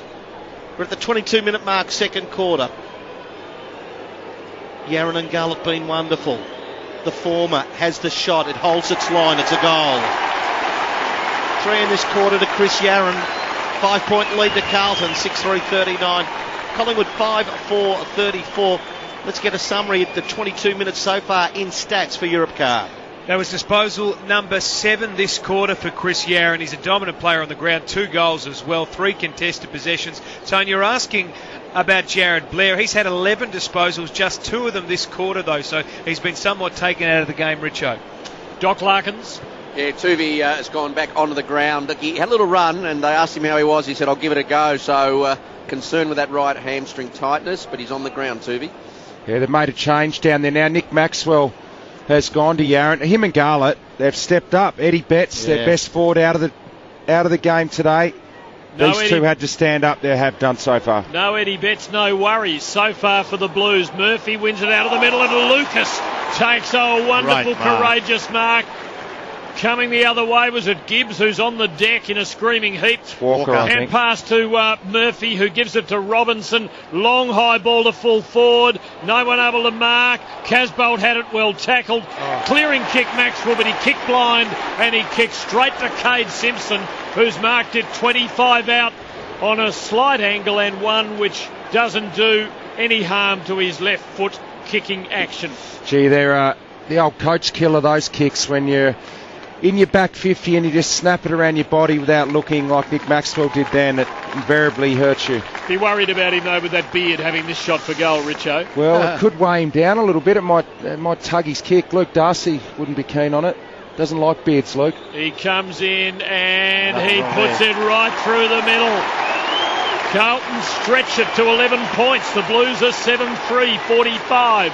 The Magpies are 5-4-34 on the Energy Australia scoreboard. That was the 11th mark from opposition kicks the Blues have had today. They've got a +8 differential in that category, Tom. Yeah, well, that was just a bit of panic, but he was under pressure, Nick Maxwell. You'd hopefully that would go to the boundary line. It wasn't going to be an issue. But look, it's the Yarran Garlett. It's like Eddie Betts. Collingwood haven't been able to stop the small forwards from Carlton in the last 3 games they've played, and it's continuing today. Yeah, and those kicks there, sure, you see more of them in football now because defenders, they don't want to hit the boundary because of the deliberate rule, and they're having to snap around their body, keeping it in play, and it's a dangerous kick, but you haven't got an option now. You can't hit the boundary like you used to. 3.5 minutes, pain away, countdown clock to half-time. Carlton out to 11-point lead from the restart. No mucking about. Cruiser of Carlton kicks to half forward along the deck that time. Trying to get onto it, Ben Johnson unable to. I thought that was high on the Collingwood player then. Trying to get it, Russell. Still play on Carlton at centre half forward. Murphy kicked it off the ground. Straight into the arms that time of Maxwell, who tried to kick it away as far as he could. It's only really gone about 20 metres. Kane Lucas having a few nice touches. Took it, kicks to full forward. Fly to the ball. Casbolt there, knocked away by Brown. The punch was effective. Tim found its way to Blair. Blair's kick good. Collingwood has the ball at halfback. Shaw keeps it very wide. Delivers to Elliott behind the wing. Got more leg speed, Carlton, when it gets out in the open. Elliott's kick is good to Cloak, who's had to come up a long way to the centre line. He kicks long, but he doesn't kick terribly well for the man that he was after, Dwyer, and it's easy for the taller Laidler to hammer it away to the boundary for a throw in right half forward flank. That's where they've lost the structure now, Shorey, because Clinton Lynch would have been the one hitting up. He would have been kicking that into Cloak, but Cloak's had to get up. I go with Swan and Pendlebury just rotate through that forward part because they're smart players. From the ball thrown in, Lynch got the tap away. Heath Shaw's kick just tumbled end on end. And Collingwood, who seems to be a rare trip forward in this quarter, they trail at the moment by 11 points. They've at least get the ball thrown in. Forward pocket right. About 25 around from their goal. Cruiser taps it away. Cruiser does the roving. His kick partially smothered there by Pendlebury, but it fell to Robinson. And all Robinson wants to do is kick it back to the middle of the ground. Now Judd and Jordan Russell go at it. Judd's got it. Tackled that time by Seedsman. Casbolt's there. They're in numbers. He locked it to Bell. Bell of Collingwood lost it in the tackle. Thought Ben Johnson was way slow. It should be on. He's going to get a free kick. Kate Simpson can't believe it. And gingerly getting up. It's going to be Swans, but he's going to give the ball back to Ben Johnson, who just kicks it as far as he can to full forward. Jamison's had the honours over Cloak. Knocks it away this time through the arms of Armfield. 25 out from the Collingwood goal. Packer players again crush in, and Gibbs just making sure any of the leaks were plugged to the side. Holds it up, and the umpire wants to toss it up directly in front of the Collingwood goal late in the second quarter. Carlton by 11 points, Collingwood with a chance. And needing one here, and they might get it. Goldsack off the pack, swings it around the corner, just offline for a behind. Carlton by 10 points, 7-3-45. Collingwood 5-5-35. As I mentioned, we saw on the TV screen Asafa Powell's here. I wonder what he would have thought when he said to someone, who's that number 26 for Collingwood? And they said Ben Johnson. Yes. Laidler marks the kick in at half back. He's changed since I last saw him. So Laidler's got it for Carlton, who really, I reckon, Tony, are just look to be more in control of the game than the scoreboard shows. It's a 10-point lead. Maxwell timed his leap beautifully, knocked it away, but Judd at half back took it, kicks to half forward. Tuvey does the good strong body work that time on Walker, and Tuvey, half back members side, goes toward wing half back to Shaw on the southern side, but not much on. We've got 56 seconds to half time, Tim. Collingwood have the ball in the middle, but Carlton's got the ball. Carlton's got the lead by 10 points.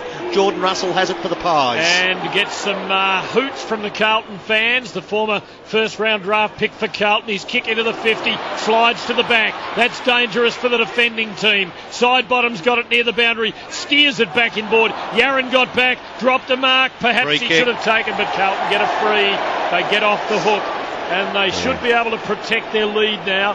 25 seconds left, and they have possession of the ball. Yaron kicks it long towards the wing. Rowe can't quite hang on to the mark, but he will get a free or possession and give to Carazzo. So Carazzo's got it. He can go wide. It's still going to skid across the turf. Cade Simpson keeps it alive. Now, if he can find a target with 6 seconds to go, Carlton can have the last shot at goal. No, he's stopped. He's played on. Now he's kicked it long. I think the siren beats the players. That does. But Collingwood with the ones that has to do all the thinking, Tim. It is Carlton on the Energy Australia scoreboard. And Energy Australia, no price rises for 2 years, fixed rate guarantee. 7-3-45 the Blues, Collingwood 5-5-35. And you reckon Mick's had them pretty well revved up for this. The Blues have come out very impressively, kicked the first 3 goals and then kicked a couple late in the half to have that lead. It is, as Tony Leonard said, 10 points at halfway. The halftime wrap coming up for Batocchi. 3AW is football. Sunday afternoon football, 3AW and 5AA. Carlton at halftime, 7-3-45. Collingwood 5-5-35. Geelong by 4 points over North Melbourne early this afternoon for Supreme Caravans. Game just underway in Perth. First score of the game, one behind it to the West Coast Eagles. Peter Larkins, I'll go down to you. We're about a minute and a half away from starting. We saw Darren Jolly leave in an ambulance. Again, diagnosis on the run. We don't want to, but what's your best guess at what's happened here? Well, my best guess is he's got a couple of cracked ribs on the left side, and then he's getting a slow leak from a collapsed lung potentially. So that's the reason he's off to Epworth Hospital to have scans and to have a look at the lung itself. He did go back on the ground after the incident, 3 minutes in the first quarter. Clearly was distressed with his breathing and chest pain. And I suspect that they didn't notice that he would have had a collapsed lung here, Tony. They wouldn't put him back on that situation. But a bit like a tyre, you can get a slow leak. Yep. And with the passage of time and the fact he was subbed out, they were taking the precaution. Off to Epworth Hospital. They'll be looking at x-rays to see if he's got a slow leak in the lung. I'll try and confirm that. But at best, he's going to have some very sore ribs that could keep him out for a couple of weeks anyway, Tone. And at worst? Well, a collapsed lung will keep him out for 6. Peter Larkins there as the players come toward you. As Paul Seedsman was the sub of the player subbed in. Brock McLean is the sub for Carlton. Hasn't been activated yet. 10-point lead to the Blues. Tony Shaw, quick word from you and Matthew before the resumption of play in a minute. Well, quick word is I'm looking at the bench and Ben Johnson's going there. He's Shaw. That's 2 small defenders. And the problem that Collingwood's had is 2 small forwards for the opposition. So can't understand that very early. And also Blair, who's been one of their best midfielders, comes to the bench. Well, they're giving other players opportunities, so we'll see who matches up. Even Harry O'Brien at times can go back to defence. He struggled against those smaller types last year, but he has done it. But that's the issue at the moment. 2 small forwards are standing out, and I think their midfield just had a bit more cleaner clearances from the contest. Yeah, and the other thing, obviously, with the Jolly situation, it's forced Lynch into the ruck. It's forced Cloak to come up the ground further. He hasn't been able to have any impact inside 50 at all. And when it has gone in there, Jamison's actually been able to beat him in the one-on-one. So for Collingwood to win, they need to get Cloke up and about, and they need to stop the influence of Garlett and Yarran down the other end. The Docs said they could be without Jolly for 6. They play Hawthorn, Richmond, Essendon, St Kilda, Fremantle and Geelong. That's a tough 6 weeks of footy to be without their key big man. Before the restart of the game here, Seb Costello, play underway for Supreme Caravans in Perth. Hawks by 5, Tone over the Eagles, 5 minutes gone in the first quarter. Collingwood, it's only a 10-point margin, Tim, Carlton's way, but you think it's a bit bigger than that on balance of play. About to start the second half. Here's Tim Lane on 3RW Football. It's been played in waves, and the first wave of the second half will be crucial. It is underway, Collingwood's ball, but now seizing it as Lucas. He's dispossessed. Swan gets it, and they want to lift from him. He wheels inside. He kicks cleverly to Dwyer just outside Beautiful 50. kick. And on the lead is Elliott to take the mark. 30 out, straight in front, and this could be the best possible start for Collingwood. Dwyer's looked good, hasn't he? Oh, he's talented. He's got pace and brilliant skills then. That was a daisy-cutting pass. Absolutely nothing the defender could do there, and this will be a good start for the Pies. And it started with Dane Swan, who really imposed himself on a loose ball contest. He comes in, Dwyer, and he kicks Elliott and kicks a goal. Puts it right through the middle. That is his second of the day, and Collingwood immediately draw to within 4 points. Carlton 7-3. Collingwood 6-5. That's on the RACV Business Insurance scoreboard. Well, I'll tell you what, matter of fact, for both sides, it's the small forwards who are looking more dangerous at both ends, isn't it? Like Elliott's been good, Dwyer, as you said, just a talented player. We could just see his disposal. Easy clearance, so not enough pressure around that ball. I know that it was a loose one, Tim, and Swanee got the ball, but there wasn't enough pressure on that next kick. So a minute gone. Third quarter for RACV Business Insurance. Collingwood with the first strike, a goal, and the gap now 4 points. Still Carlton's way. Jolly gone for the day. Seedsman on, no sub from Carlton yet. Cruiser got a decisive tap forward, and then Robinson, no frills, kicked it off the ground 35-40 metres towards goal.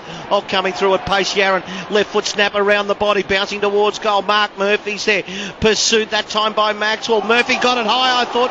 Umpire said play on is the call. He said he ducked, and in the meantime, play continued on, and Tuvey won a free kick. He too for high contact. Carlton fans have just seen the replay, don't like it. It's a good kick to half-back. Collingwood controlled the ball through Lynch.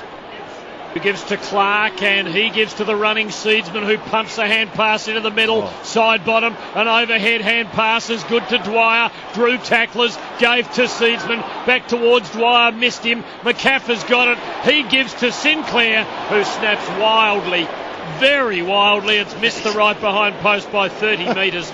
Before going out on the full. It's a Carlton free kick to be taken in the back pocket. He held the ball on across his foot tone to go right to left. It actually went left to right. Yeah, well, Murphy should have got the free kick. Don't worry about that. Carazzo continuing on the job on Pendlebury in this second half, done pretty well. Pendlebury only 11 disposals, and his kicking efficiency, well, a smooth mover, only 43%, so he's been under pressure every time he's had it. I'd Scott like him Pendlebury to go forward for 5 to 7 minutes of every quarter. He's a dangerous forward. Davies' kick went long to half-back boundary line. Carlton have it from the throw-in. Gee, good knock from Carazzo, straight to Cade Simpson. Round his body, kick missed, members wing, and the Collingwood skipper Maxwell has it. 45 to 41. The Blues in front for RACV Business Insurance. 3 minutes into the third quarter. Maxwell's kick to half forward, close to the boundary line. Swan's there as well. Thought he might have been held that time. Pulled back. Now it's inside attacking 50. Tui's got to get back. Shovel the ball to Jamison. He's tackled and he's handballed it straight out red hot. And what does the umpire say? Toss it in. I think he might have dodged a bullet that time, Michael Jamison. The result, ball to be thrown in right at attacking 50. Half forward right, members side. Collingwood into attack, trailing by 4 points. And the umpire's wave to toss it in was a little half-baked, as though his heart was torn from the throw in. Collingwood's ball. Dwyer brought down by Judd. Spillage to Garlett. Quick kick to the middle. Good trap, Casbolt. Hand pass to Rowe. Cool sidestep. Long ball. Walker one out here. Got the sit. Couldn't quite hang on. Gets the free kick. Dragged down from behind. We'll get 50 if the Magpies aren't careful. Yarran was dangerous again then. He got goal side. He's looming as the match winner. He had that one disposal inside 50 before, but they can't go with him when it gets out in the open. Chris Yarran, too much pace. Ben Johnson's got the matchup. They have looked shaky in the air also, Yeah. a lot of these Collingwood defenders. And again, Walker takes the long run up. He makes a mark. Get a good look at this, don't we? 3 or 4 metres before he pivots his foot to kick. He comes in. Bit of an angle out to the right. Lets it go. It starts right, curling a little, not curling enough. It went in the direction of the run-up, Richo. It's a behind. Carlton 7-4-46. Yeah, he had Collingwood 6-5-41. It's a pretty straight run up until the last few steps and went out to his right. And as you said, exactly where the kick went. I reckon he's tired when he kicks it. It's that long. Ben Johnson kicked to himself from the kick in. To the wing he goes, southern side. Cruiser knocked it that time in the row direction. Handball came back to him. He goes long. It was a scrappy old kick in the Casbolt direction. And the ball just ran harmlessly out of bounds. Forward pocket right, punt road end. The Carlton into attack. They lead by 5 points. And we're at the 5-minute mark. Tony Shaw of the third quarter. Tell you what, I like the way Sammy Rowe looks pretty good. Thrown in. Oh, at the back, Robinson just knocked Blair out of the way. Now it's directly in front of the Carlton goal. 15-20 metres out. Ben Reid, the handball over the header, side bottom. Bell comes through for Carlton. He'll kick a goal, shrug to tackle. And again, the margin out to 11 points the Blues way. 8-4-52 Carlton. Collingwood 6-5-41. RACV Business Insurance scoreboard. Richo, they've answered goal each to start the second half. Yeah, they certainly had. That was a loose ball get. Again, inside forward 50 and just look a little bit too nippy once the ball hits the ground in there, and Bell did well and shrugged a tackle. He's a powerful looking boy, Bell. He's got a big body on him and he used it well there. Ran into an open goal. Got to find another role for Pendlebury. You got, if you're not doing it in midfield and the bloke's tagging, you just take Carazzo to the square for 7 minutes, put him under enormous pressure to see if he can cope with being deep. Well, it'll be interesting because he's down on the pine now, having a chat to the coach Nathan Buckley on the headset. Sure, so it'll be interesting to see what happens when he comes back on the ground, whether he does go forward. Strong play by Bell. The bounce favours Lynch here, who gets first hand onto it, but Bell's there again. Got a hand pass out. It just missed Judd, who was streaming past. And again, the ball is in dispute. There's a Carlton free kick to Robinson. Such a hard worker for the Blues. Shocking kick. Mongrel off the side of the boot. Maxwell under it. Dropped a mark he should have taken. Murphy is allowed in. Little left foot off the instep. Yarran dangerous. Johnson with him every step. Held him. Free kick to Yarran. 25 out, 45 degree angle. Major scoring chance for the Blues. Yeah, well, that was just panic by Benny Johnson. That's simply a dangerous player, and there was no need for that. He had him covered. But Yarran just worried him into a free kick. Pretty soft, though. There wasn't much in it, you're right. It was. So Yarran, who has found the range after a couple of crucial misses, which must have haunted him after the Richmond game. 2 goals in the second quarter. Lets it go from 30 and splits the middle. And the Blues have strung 2 together, and they have almost their biggest lead of the day. Not quite. They did kick the first 3 goals of the day. They're 9-4-58. Collingwood 6-5-41 on the RACV Business Insurance. 17 points. So 17 points the margin. Tony Shaw. Oh, look, I think you've got to throw this to your best matchup. I think Heath Shaw should go to Yarran. All right, he's the best forward at the moment. Put your best defender on him. You might lose some drive, but the way this bloke's going, he's just going to kick goals to win you the game. 17 points and widening, and the Blues have certainly got every answer. Let's go around the ground. Seb Costello. Hawks by 4 points, Tone. 9 minutes to play in the first quarter for Supreme Caravans. You're a beauty. Geelong, last kick of the day, winning, or basically last kick of the day, winning by 4 points over North Melbourne from the restart. Bell shoveled it forward, fell to Murphy. Carlton again, relentless now, going in towards Casbolt. Ball knocked to the front of the pack. Gibbs threw a few. Handball over the top, just a fraction on it to Garlett. Garlett's against the boundary line, unable to keep it in the field of play. But Tony and Matthew, it looked dangerous yet again. As Jeff Garlett just couldn't keep it alive for the Blues. They lead by 17 points. And they have the ball deep into attack. The tap. Lynch taken by Bell. Shark by Clark. Slow to get rid of it. Judd snap over the shoulder. Missed right. Danger sign. This is an important 5 minutes coming up for Collingwood. Carlton are doing all the attacking. Heath Shaw's playing at full forward at the moment, boys. The defence is under pressure. just get him even as a loose man to try and stem the tide and get some flow. Clearance is 7-1 Carlton's way in this quarter. They're playing revved up footy. Ball brought back in by Jordan Russell to a contest beyond the 50. There's Shaw at the fall of the ball for Collingwood. Gave to Clark, turned back into trouble. Hand pass to Maxwell. Gets a hand pass on the Lucas tackle. It was good to Shaw. Quick kick to Sinclair. Well weighted. He takes the mark. Members wing. Collingwood badly needing a goal, trailing by 18 points. Sinclair placing it to a lead from Cloak, and he marks this but beyond 50. He's going to unload. Harry O'Brien is there if required. He is. He touches it. He touches it through for a minor score. It's not going right for the Magpies. The Blues still lead by 17 points on the RAC Business Insurance scoreboard 10 minutes in. Was Simpson to bring it back into play? It's an awful kick. And now I'm almost going to gift one to McCaffer here.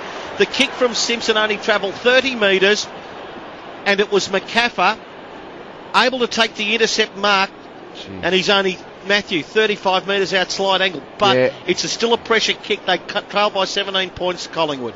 Yeah, they've done all the attacking, a great 10 minutes. It can be undone by one mistake like this. They need it at the 10-minute mark, third quarter, the Pies. 4-step run in. Seemed to leave the boot okay, but went across the face of goal and missing a chance they cannot afford to miss now. Collingwood, low scoring game, 6-7-43 the Pies, trailing Carlton 9-5-59 on the RACV Business Insurance scoreboard. Call 13 RACV for all your business needs. Henderson long out beyond the 50, front and square for Carlton was Murphy, but his hand pass was smothered. Simpson goes in but lost it. O'Brien sidesteps, kicks intelligently top of the goal square. No one can mark. Fisted by Davies for the Blues to the scoreline. Was good play. Desperate defence. Collingwood 3 consecutive minors. The Blues lead by 15 points, 11.5 gone. Henderson to bring it back into play. Comes to the members' side. Didn't quite go in the direction he wanted to. Seeds was there. Robinson for Carlton from the side. Good strong mark. Can come out wide. Man free was Gibbs. Defensive side of the wing has it for Carlton. Right in front of the 3RW5AA commentary box. Runs this way, then that away. Then sort of chips 135 metres. Carlton into attack from the side. Reed. Pack crashes. Cruiser goes down as well. Ball in dispute. Carlton get there first. Yaron, the handball, just pushed up it by Ben Johnson. Coming through that time then Elliott. Lost the ball in a tackle. Carlton make the turnover. Umpire said he didn't have it. I think they dodged a bullet because Armfield was going for goal that time, Tim. Defensive side of the centre square. Collingwood has it, and O'Brien takes the mark. At half-back, he has Swan loose on the wing. Southern side, short kick to Pendlebury. Forward of centre now. Collingwood still looking for that goal to really cut into the lead. They go very wide. And it has been marked by Dwyer out beyond the 50. He kicks in a hurry. 1-on-1. Cloak couldn't hang on though. Fall of the ball is still a chance. Got it now. Hand pass Marty Clark up front. The Irishman swings with the left. And he it is who breaks the drought for Collingwood and brings them back to within 9 points. Marty Clark. Good guy's goal of the day. Carlton fans not happy with what preceded it up in the middle of the ground. The Blues 9-5-59, the Magpies 7-8-50. RACV Business Insurance scoreboard. It all started, Matthew, from a disputed free that went Elliott's way. Yeah, spot on. Marty Clark has been reasonably solid today. Probably stepped up a little bit with Pendlebury and Swan not having a huge impact, and that was an important goal. Good comeback by Collingwood the last 5 minutes. Carlton looked to be getting away from them. Kicked 3 points, now a goal, back within 9 points, and just stemmed the flow. The Blues had all of the play in that first 10 minutes. Peter Larkins.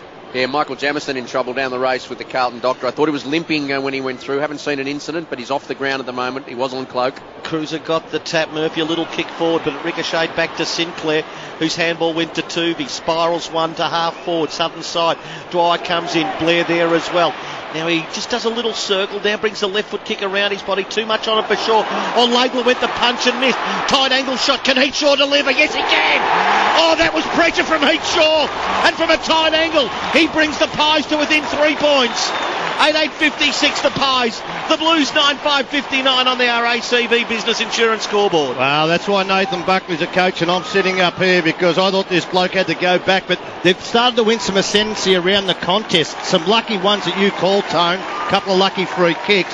But that just shows his flexibility. He's sure he loves kicking a goal. Don't worry about that. Oh, that's a good one on the replay. See the brother sitting there, unemotional. It's quarter time for Supreme Caravan. Seb Costello. Hawks lead the Eagles by 16 points, Tone. 6 minutes to go in the first quarter. Gee, Laidler would like his time again there, though, Shorey. He's not good turning on that. Gee, went up in the air. He just had a clear spoil. Shaw turned him inside out. Laidler failed to take his man or the ball in the contest, and it looked a bit rusty. Goal.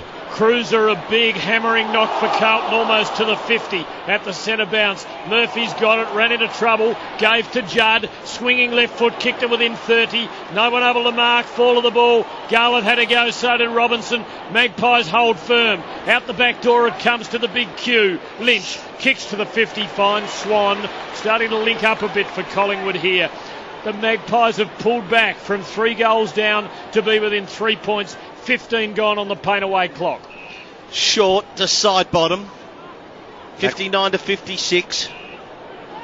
Side bottom at half back. Short to Swan. How many this quarter? He seems to have really lifted, Seb, for Europe Car. 4 disposals this quarter for Dane Swan. And we're at the 15-minute mark. So it's a tiny lift by his standards. Short to Pendlebury.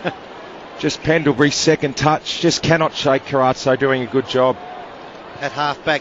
Just decides to kick to a contest. Members wing. Cloak works his way to the front. Henderson from behind. Tui there for Carlton as well. Now the ball slips out of bounds. Right in front of you, Dr. Peter Larkins. Yeah, Michael Jamieson. Good news, he's up on the boundary getting work on the right hip. I think he got a cork just below the hip near the buttock, so the physio's working on him. He's still off. So it's a 3-point lead. Carlton has it. The Bell handball. Tries to push it forward again. Dwyer, though, grabbed without the ball. Should have been a free. Collingwood, though, Tim, can mop up at half-back, although Yaron almost with the intercept. Yes, and Garlett there too. They're a handy pair, but they're beaten this time. Side bottom. Quick kick for Swan. Cruiser made the spoil. Collected for Collingwood by Dwyer. Gave to Ben Johnson under the pump. He got rid of the Lucas tackle. Gave to Maxwell at full belt. Hand pass to Shaw, releasing him forward to the wing. He has 2 bounces. In towards half forward. Low kick. Low ball. Collected by Sinclair. Tackled, got it off to McCaffer, to Shaw, who can put the Magpies in front. He hit the post. And still the Blues lead by the skin of their teeth. It's 9-5, 59 to 8-9, 57, 17 minutes gone. He's on fire, Shorey. Shaw is on fire, Shorey. Oh, mate, he loves kicking a goal, like I said, even from half-back, but he's a talented player. Look, good move by Nathan Buckley, because he's a hard matchup. I think Carlton have to have a look at that one now. Short on the kick in Carlton, went to Lucas, still in defensive 50. Now he kicks to a pack of about 8 players. Cruiser in front, ball knocked down.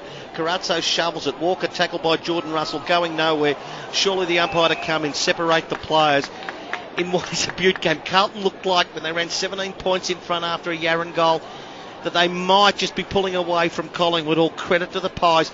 Tim, they've brought it back to within 2 points. 18-minute mark, paint away clock in the third quarter. Just Collingwood side of the centre line at the ball up, and the ball doesn't come loose. The umpire might have to throw it up again.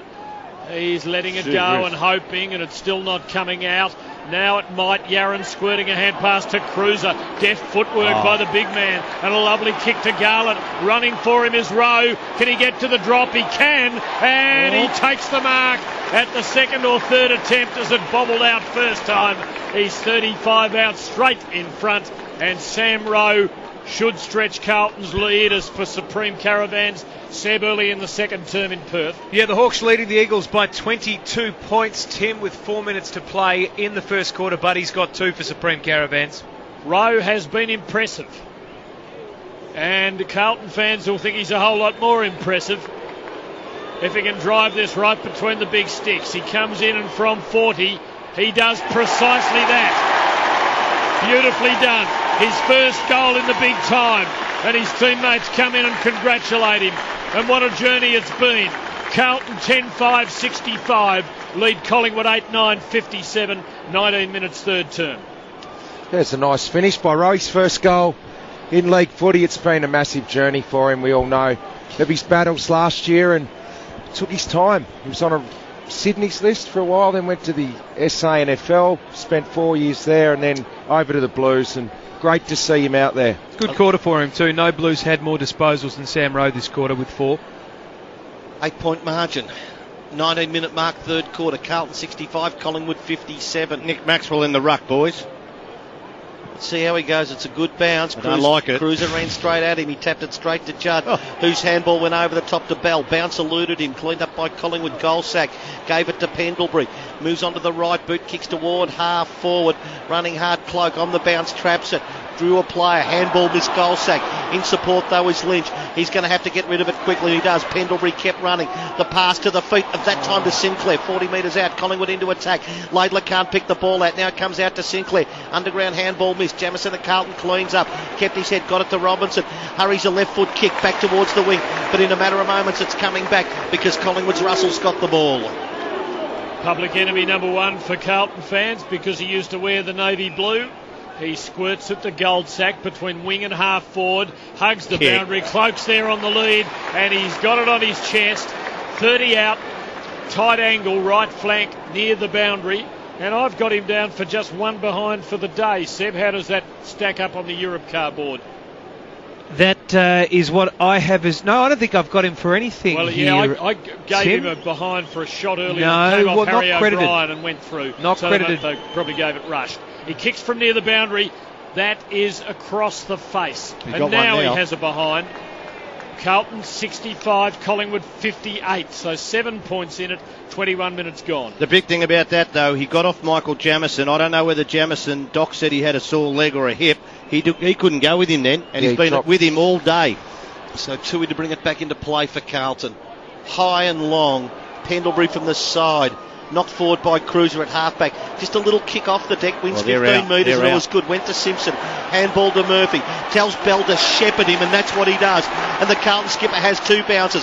65 out at half forward. Now it's a vacant goal square. It's bouncing end on end on end. And it is a goal to Murphy. A good guy's goal of the day. For LG, life's good. Back-to-back goals for the Blues. Again, the margin goes out beyond 2 goals. 11-5-71 Carlton, 8-10-58 the Magpies. All on the RACV Business Insurance scoreboard. Yeah, it's Carlton's turn again now. The last 5 minutes, they've got ascendancy back, but you can take that back to the wing. What a great shepherd by Bell. Murphy called him to shepherd. He did it beautifully. That gave Murphy time to run and carry, and that was a smart kick. 65 metres out. Wet ball. It's always going to skid straight through, and what a great goal. 13 points. Australian Institute of Fitness contender rookie of the week, Tom Bell. We've liked his game, Tim. Been outstanding. Hawks going very well. We'll check in with Seb shortly. Made a mistake earlier. They're still in the first quarter. Judd wins the clearance for the Blues. Couple of them get in each other's way, but Lucas still comes up with it for Carlton. Backwards to Rowe. Kicks to Walker on the lead. Chopped off. Spilling ball. Walker did well. Knocks it on. Has Murphy in space near the boundary. Right forward pocket. Bending it back. Across the face, though. A minor score. Looking to work a second consecutive miracle. The Blues are 11-6-72. The Magpies 8-10-58 at the 23-minute mark of the third term. Seb for Supreme Caravans. Hawks leading the Eagles by 28 points, Tim. 6-1-37 to the Eagles 1-3-9. 70, now 60 seconds to go in the first quarter. Russell long on the kick into halfback southern side. O'Brien comes up with it, kicks it in the field of play. Shrug the Walker tackle, then the kick just rolls along the ground to McCaffrey, dispossessed nicely by Simpson. Simpson was tackled, didn't make contact with the boot. Elliott handball was okay to Lynch, all this southern wing. Picked up by the Collingwood big man, inside attacking 50. Jamison being manhandled, he was in front. Play on the call. Now it's underneath the feet of Cloak. He's over the top of it. Umpire sees it correctly. There was not holding that time as Jamison pushed it in. The result, ball to be tossed up, 45 out from the Collingwood goal. So Rowe got the tap away. Clearance goes to Carlton. Little left foot kick back towards the wing. Brown, the tap. Carlton trying to get onto the football this time. Lucas, a big tackle on Clark going nowhere. And another stoppage takes place at the 24-minute mark of the third quarter. It is Carlton, Tim, leading by 14 points. Still anybody's game. Blues have had the better of it for a considerable part, but Collingwood always near enough. Harry O'Brien here, ducked under a tackle, skids a kick into the 50. They're a real chance. Elliott around the corner, kicks the goal. And the Magpies strike back yet again. The margin 8 points. RACV Business Insurance Scoreboard. Carlton 11-6-72, Collingwood 9-10-64. Jamie Elliott has kicked 3. Well, just going to say, I think this ruck situation with no Darren Jolly is really hurting Collingwood because Sammy Rowe's done a good job. They've started to win the clearances, but how Jamie Elliott can be 30 metres clear by himself, 30 metres out, and it looked like his man had gone to the ball. I don't know what happened, miscommunication from that stoppage, but that was just too easy, and I think Mick Mould has to be pulling his hair out saying that should never happen. Yeah, got caught ball watching and got sucked to the play. His opponent is Tui, and he's been good. Jamie Elliott, 3 goals. He's stood up. They needed someone inside forward 50 to have an impact. It's been him. Rowe's done the ruck work this time. Couldn't get the ball cleanly. Dwyer hurried a little kick, went straight up in the air. So it's in the middle of the ground. Play on the call. Rowe got boot the ball quickly for Carlton. Yaron knocked it on beautifully. Henderson having a run up forward. Round the body he goes. And lots of fortune, the man in the spot was Jeff Garlett, and he's 40 metres out, slide angle, as Knight starting to descend rather rapidly at the MCG before the Garlett kick. Quarter time score, please, Seb from Subiaco. Quarter time in Perth Tone, 28-point lead to the Hawks over the Eagles, 6-137 to 139. Cyril 2, Buddy 2 for Supreme Caravans. Carlton by 8 points. Garlett to extend the margin late in the third quarter. Ball on its way, looks good from here, and it's a goal. 12-6-78 the Blues. Collingwood 9-10-64 on the RACV Business Insurance Scoreboard. Tone, I know you said there was a bit of luck involved with that kick. Let me tell you, there was no luck in that because Jordan Russell is playing on Jeffy Garlett and he turned him inside out at the contest. Yeah, this has been an issue all day for Collingwood, these small players, and they have to get this match up right. I think even Jordan Russell will go and play across half forward, move him out of that situation. Maybe Marty Clark go back. Even Harry O'Brien, although he's been good in the last round, they've got to find a remedy for it. Well, Seedsman was on him for half of the quarter. He's now up on Simpson. I thought he was going okay. That over, yeah. I don't know why they changed that. That's a good pickup. Couple of goals to Jeff Garlett today. Been a 5-goal to 4 third quarter, a thriller. Rowe in ruck, relieving Cruiser and doing pretty well in those contests. He got the ball rolling that led up to that last goal. Collingwood's win here though. Lynch got it to Swan. Quick kick, high kick. Gibbs did well to mark it. Hasn't had a big day after an impressive first up performance against Richmond. His kick here is looking for Garlett, who very nearly outmarked Russell. He recovers better than him and kicks to the forward pocket. Judd's having a rest. He's in the contest. He takes it out to the boundary and over for a throw in. 25 around from the right behind post. Punt road end. Carlton 78, Collingwood 64. 27 gone. A goal here would be huge. Still 3 minutes to three-quarter time. Paint away countdown clock as Lynch tries to knock it away from the goal. Coming up with it, Pendlebury hurries a right foot kick toward the middle. Carlton with the numbers. They don't work it out that time. Tui's there as well as Armfield, as well as Gibbs. Back to Armfield by hand. He kicks it quickly, half forward right. Carlton into attack. Oh, Yaron with one hand just knocked it into the path of Murphy. 65 metres out. Again a vacant goal square. Oh, and it bounces right. He's shorts down behind play, Tony, and he's waving. He's no good. Whether it's a cramp. Yeah, it is cramping, I think. Well, he's given them the spark this quarter. Carlton 12-7-79, Collingwood 9-10-64. I got worried then, Shorey, when he put his hands up for the trainer, but it is just cramp. He's getting it stretched out by the trainer. That's good news for Collingwood.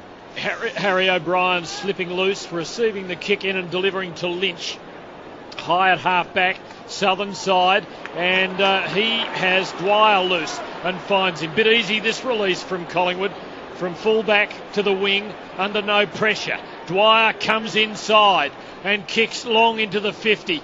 I'd say he kicks long. He tried to kick long. Oh, chance for Elliott. He fumbled.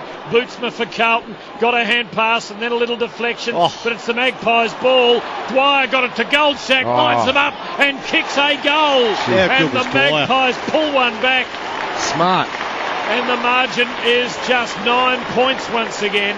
12-7-79 Carlton, 10-10-70 Collingwood, 29 gone on the paint away clock. He's had a great quarter, Tony Shaw. He's had 8 disposals, Dwyer, and just worked his way beautifully through traffic there. And just having a look at the replay, Bootsma fumbled the footy, but he weaved his way through 3 Carlton opponents, freed Goldsack up, drew the pressure onto him, took the pressure off Goldsack, and he delivered, and that's an important goal. Close to three-quarter time, back to 9 points. Peter Larkins. Yeah, saw his nephew here working on it was cramps out there. He couldn't get up off the ground, so he's been running pretty hard, Heater, but now getting some good work on the sidelines on the calves. Carlton by 9 points. There is still a minute 44 to three-quarter time. Cruiser, he's had the rest, got a big thump to Bell. Bell's handball missed.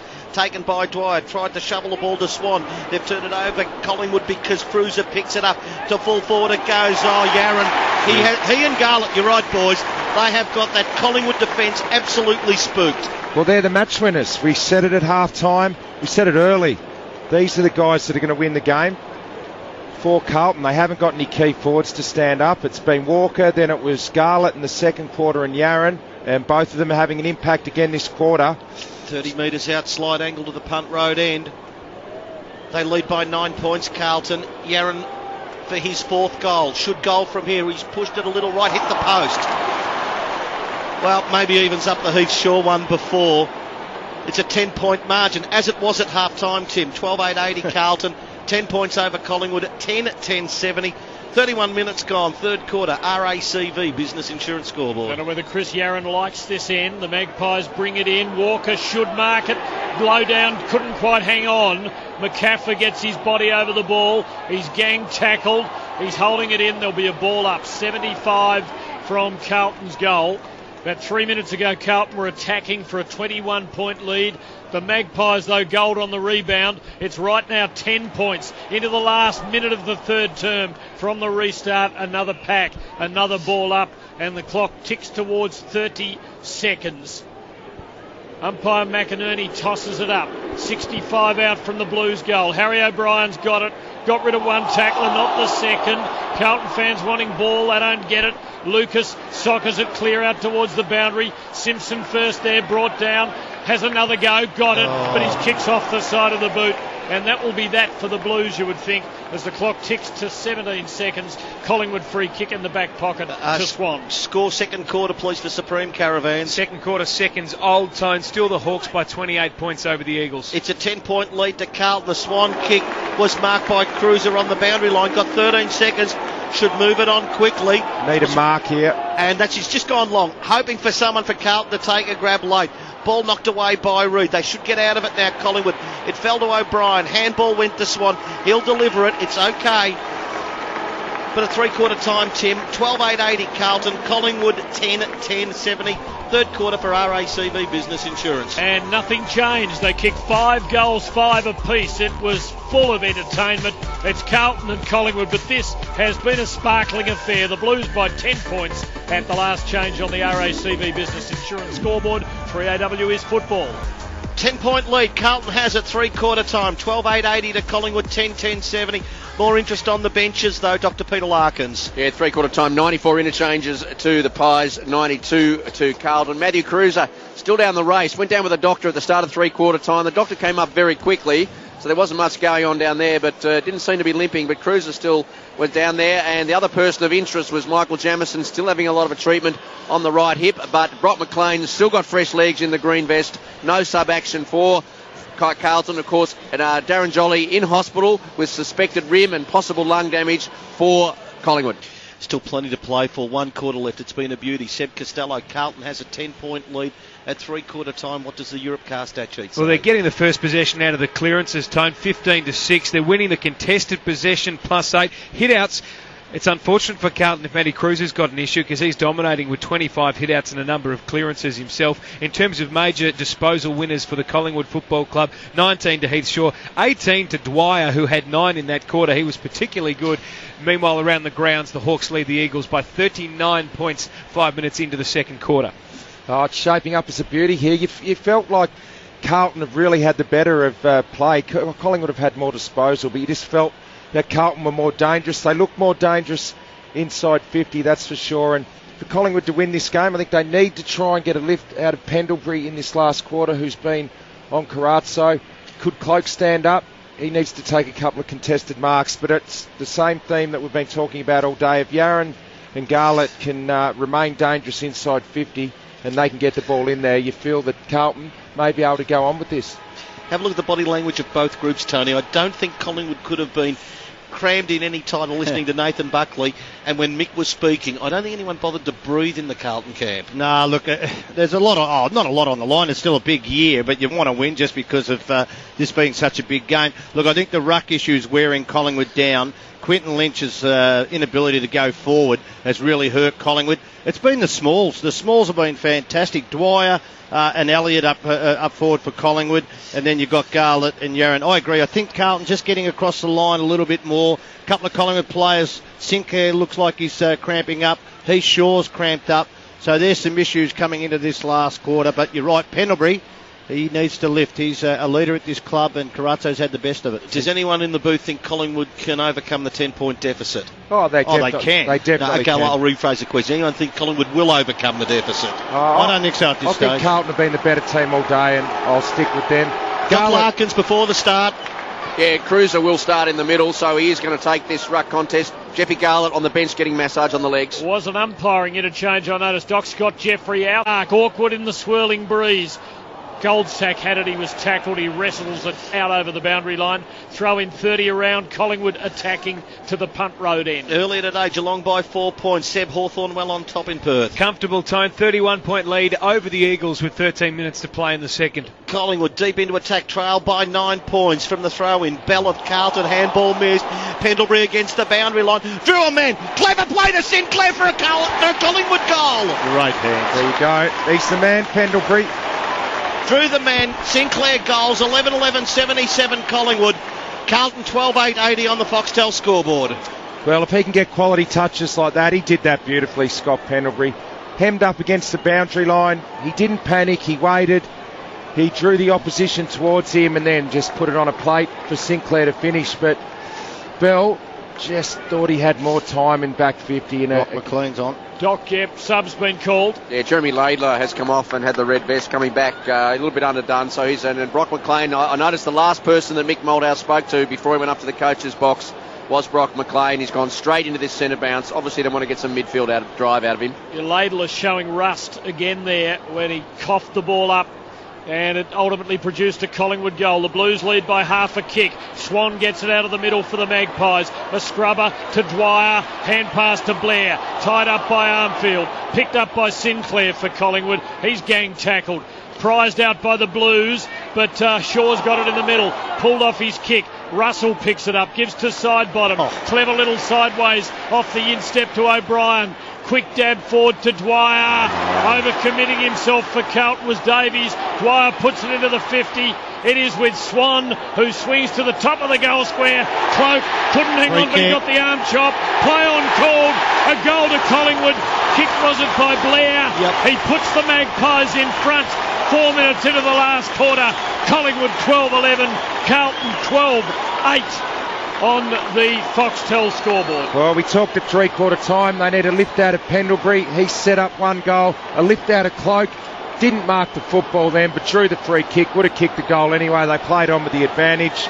But Cloak stood at the top of the goal square. Swan, disciplined kick. And he will mark a couple if they keep getting it one-on-one to him. As good as the Carlton small forwards have been, you've got to give credit to Elliott, Sinclair and Dwyer. They've been so creative. And, they just kept that ball alive then out in the wing. And it's just been maybe kept Collingwood in the game. And the other thing there, Henderson got caught out on Cloak. Jamison's had him in the one-on-ones all day, but for some reason he wasn't on him then. Big thump from Cruiser, met though at half-back by Shaw. Kicks around his body. Collingwood have regained the lead since the end of the first quarter. Have just hit it now, 6 into the final quarter. At half-back for Carlton. Armfield goes to Murphy, can't complete the mark. O'Brien paddles on in front of him. Swan allowed to come through. Tackled by Gibbs, got the kick away under pressure. Only to half-back where Lachlan Henderson, nice side step, avoided the oncoming man. Gave it back to Jamison. Jamison of Carlton kicks the ball towards the wing. Ball spills. Front of the pack was Goldsack. Handball knocked down. Turnover. Murphy, can he pick it up through traffic? Gave it to Carazzo. Carazzo got it off to Garland. Runs to half forward. And then he kicks the ball outside of the right boot. Beyond Yaron that time. Who's sure? Keeps it cool at the moment. Saves Collingwood that time. 6 into the final quarter. It's Collingwood by 3 points. Foxtel scoreboard. And suddenly looking to steady a team. Clark advances with a couple of bounces and kicks well. And it is extremely well marked for Collingwood by Elliott. He's a good He player. has Yeah, good hands. Australian Institute of Fitness, another rookie contender today, Tim. Plays much taller than his pint size. He kicks to Cloak. 2 bites, couldn't hang on. Retrieves the ball, gives to side bottom. Good smother on the kick by McLean. The deflection with Jamison. Gave to McLean, to Lucas, back to McLean. Now to Cruiser. Awkward hand pass. Falls off his hands to Goldsack. Hand pass to Clark. Dispossessed. Walker kicks off the ground but straight to Swan.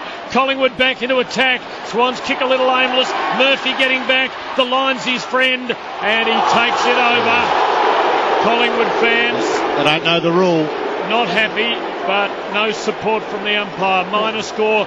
Collingwood on top right now. Magpies by 3 points. That was all right. He was 4 under points. pressure. You're allowed to Yeah, when they you're don't know under the pressure. rule. After 7 minutes, final quarter, it's Collingwood 2-2. Carlton haven't changed the score. To half-back, the Murphy kick. Knocked back to half-forward, this time by Lynch. Lynch to Cloak, back to Lynch. Hurries a kick to full forward. Armfield Brave goes back under pressure. Not going to lose his feet this time. Walker closer to full-back, gave to Armfield. Back to Walker under pressure. Tumbles one to half-back. 2-on-2 battle. hand, That was Brad. a fantastic hands that time then. And the mark taken by Casbolt. High kick towards the members' wing. Not sure that's the play. McLean, the substitute on for Laidler. Knocks it in front. Got it to Lucas, to McLean. Back to Lucas of Carlton. Ball on the wing. Collingwood by 4 points. 7 into the final quarter. Garlett threw a man over the top. Releases Lucas. Forward of the wing he goes. To attacking 50. Carlton at the city end. In front this time Yaron. Ball spills loose. Front of the pack. Reid gets there first. Defensive handball was good. Ben Johnson, a little left foot kick. On the bounce. Russell picks it up. Goes to Marty Clark. All this at half-back member side. Back to Lynch. Back to Marty Clark. He's out, Clark's Elliott. kick. He certainly is. All alone is Elliott. The kick from Clark found him. A bounce. He's run to 40, 35, 30, 25, and he's kicked the goal. Gee, how good's it been? Well done to Murray. He is some player, Jamie Elliott. And Collingwood go to a 10-point lead. 13, 12, 90. Carlton 12, 8, 80 on the Foxtel scoreboard. Well, how did he get that free though, Shorey? The ball was in Carlton's chase. forward line. Yeah, he did it. He didn't chase. That's a great forward play. Don't chase, just wait and get it on the way Yeah, back. you know about it, Richo. The one thing about it, looks like Nick Maxwell might be a bit tight, Doc, too, on the boundary there. He just came off limping. Yeah, he's just come off it. He's had some cramp work, so they're just giving him a fair bit of massage work. And Nick's yelling out orders, so he'll be right to go back. He's pretty enthusiastic. Well done to Marty Clark then on the wing, just the old 1-2, just doubled up to get space. Been very good today. Big swing this. Seb, I'll check.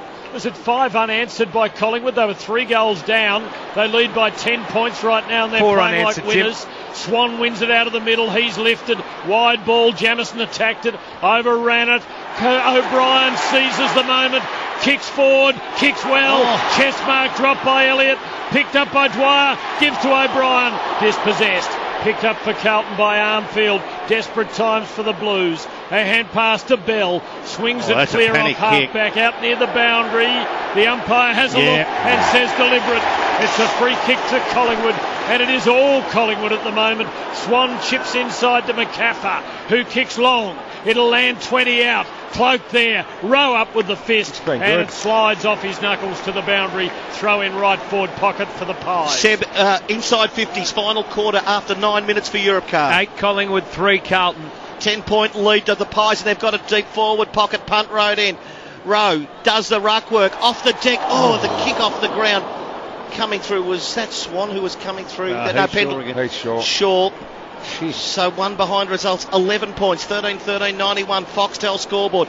Carlton 12-8, 80 as the kick in for Carlton finds Gibbs at halfback.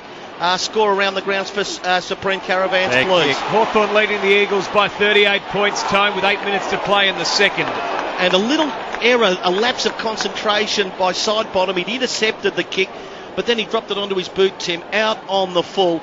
And at halfback, Carlton take the free kick, but they trail by 11 points. McLean, not a long kick of the ball, not a lot of depth in this. Off the pack, Judd, quick hands to Garlett, needs to be, Lucas rather, quick kick forward.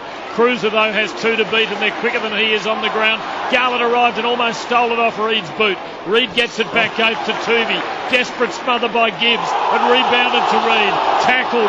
Ball was the chorus. No call from the umpire. Collingwood still have it. Lynch to Clark. Cooley goes backwards and delivers to Harry O'Brien in the 50, but Collingwood hold possession and he chips a little pass to the former Blue Jordan Russell. 91-80, the Pies lead. As he can go wide to half-back Pendlebury covering the ground. How many in this final quarter for Pendlebury, please, Seb? Scott Pendlebury getting busy time, but it's the 3 possessions this quarter. Short to Brown of Collingwood.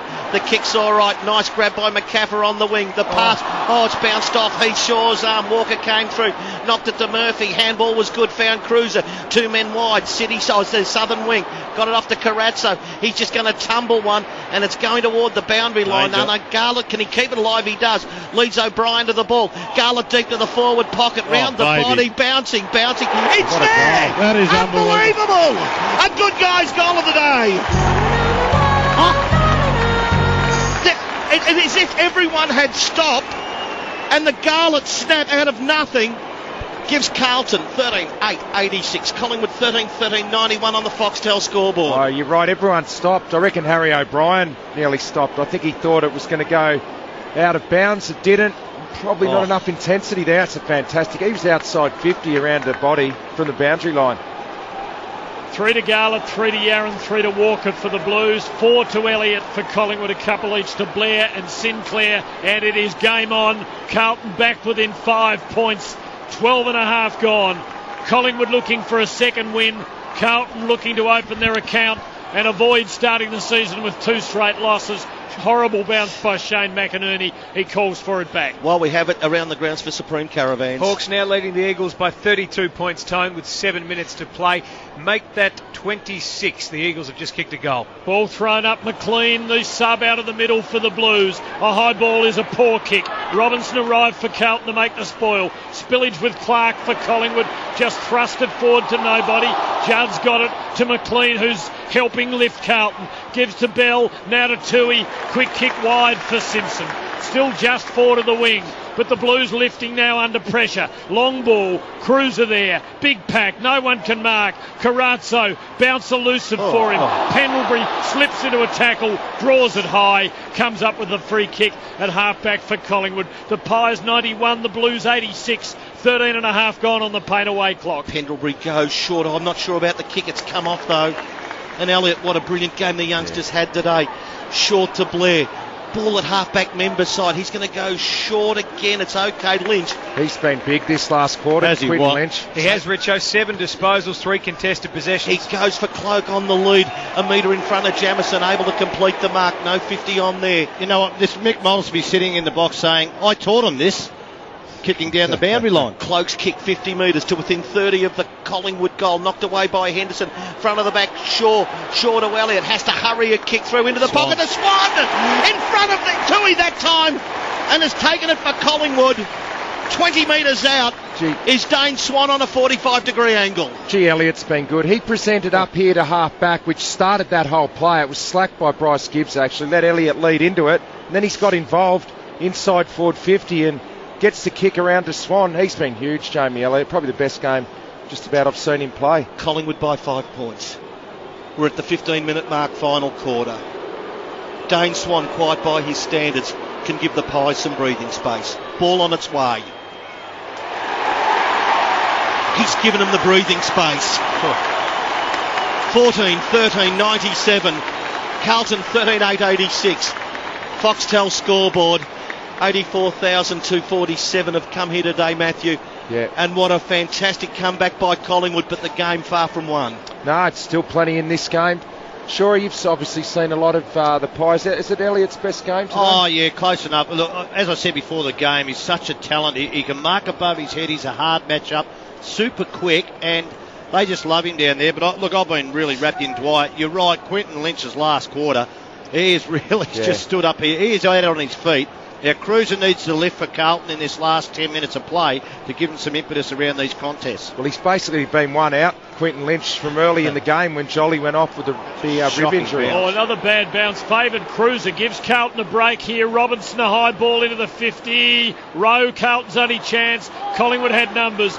Maxwell shoveled it to Johnson, who bangs his kick back to the middle, where Tui fell over and then had to go at the contest front on. And so it's a free kick to McCaffer as rain falls again. Collingwood with all the run. Kick to Seedsman. Gets to about 53, but Blazers out on the full. A free kick to Carlton back pocket. Seb, have you got the rotation numbers? Because Carlton have stopped a bit in this last quarter, and I know Mick after the Richmond game said he felt they didn't interchange enough. Collingwood 111 rotations, Tim. Carlton 113, both sides with 19 this quarter. Jamison with the kick to the southern wing. Swan tries to get a handball away. Lucas stays with him. Collingwood by 11 points. 97-86. The scrappy old kick met by Seedsman of Collingwood. Forward of the wing. In the cloak direction. Oh, he's almost taken the mark. Play on the call. Now he's lying over the top of it, 25 metres out for the Pies. But the umpire said unable to get rid of it. And the umpire will toss it up. Quick around the grounds, please, Seb. Real comeback by the Eagles here, Tone. Hawks' lead is now 14 points with 5 minutes to play in the second quarter. Collingwood by 11 points. They have it in their forward pockets. The stoppage. Gibbs has done it well, Tim, and should relieve the pressure for Carlton. Yeah, Cooley touched it on the ground and puts it into a good spot. Two Blues running at it.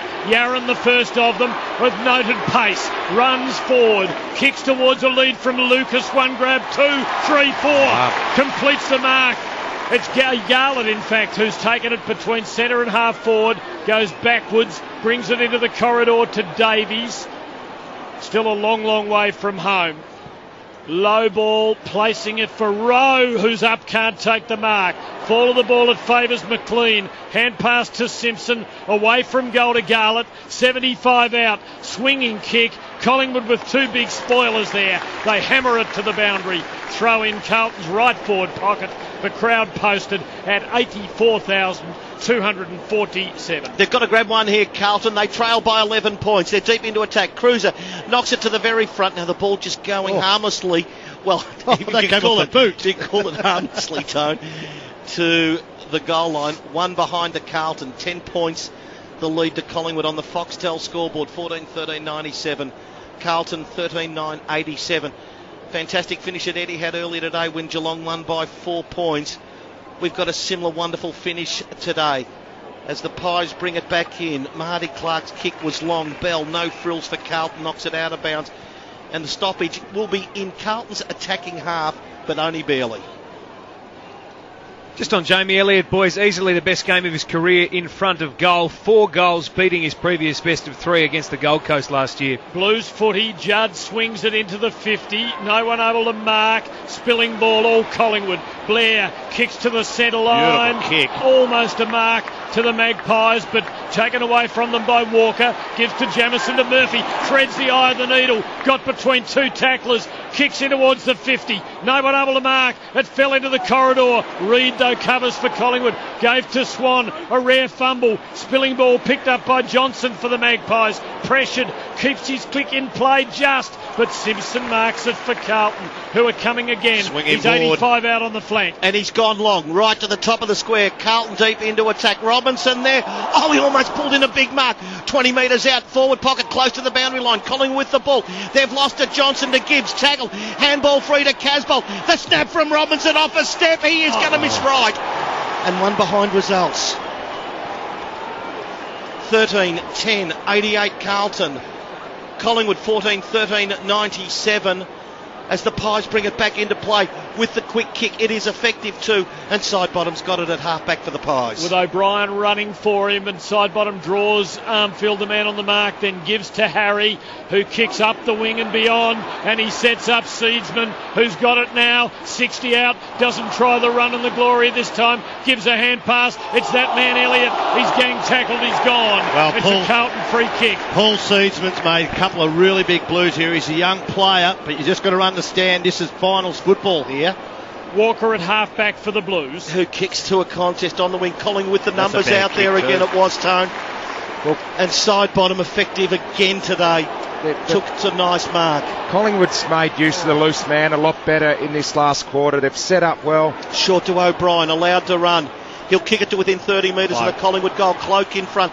Too much carry on the ball. Gee, I thought McCaffrey was being held off the ball that time. Simpson, a neat handball, went to Bootsma. Back to Simpson on defensive 50. The kick under pressure. Again, Collingwood with the numbers defensively on the wing. Armfield arrives. Now Carlton's got the numbers of 3-on-2. Casbolt just should allow Lucas to go through. He knocked it forward. I thought Reid was grabbed without the ball. Didn't matter. Side bottom to clean up. And Collingwood now with Clark have men in the middle and free. Yeah, controlling the corridor here. And now Shaw has it. He loads up, miscues, it fell onto Blair's chest, but he dropped it. It's spilt to Murphy. Costly fumble by the Carlton skipper. Bell squeezes out a hand pass to McLean, who gives to Carazzo. Kick to Garland. Forward of the centre line. The Blues are still coming, needing 2 goals to win beyond the 21-minute mark. Garland's been a star. He kicks to his mate Yaron and beyond, and Henderson has taken a mark 45 out on a 45-degree angle, but it's a very tough shot in slippery conditions late in the day. Collingwood by 9 points. Lockie Henderson, who is a sometime forward, sometime defender, knows how to kick a goal. He kicked one. He didn't kick one in the previous quarter. Here he goes from on the 50. Not a bad line. Good distance. Brilliant kick. Good guy's goal of the day. Blues within 3 points at the 22-minute mark. It's a game that will not die. Collingwood 14-13-97. Carlton 14-10-94. Yeah, terrific kick under pressure from Lockie Henderson. And Brock McLean come on as a sub very early in this quarter, 7. I reckon he's had an impact. Certainly has, Richo. 8 disposals, 2 contested possessions. He's been involved in Carlton scores. He is having an impact as a sub.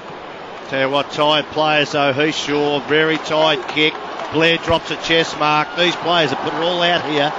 One of the greatest games you'll ever see and the biggest day you'll ever see. Carlton will not let Collingwood have the loose player now. They've got 7 forwards, Carlton. It's a 3-point lead to Collingwood. We're at the 23-minute mark. There is still 5 minutes of playing time left. 97-94 in favour of the Pies. Bounce, middle of the ground. Cruiser rose high, knocked it forward. Bell tried to knock it on the deck.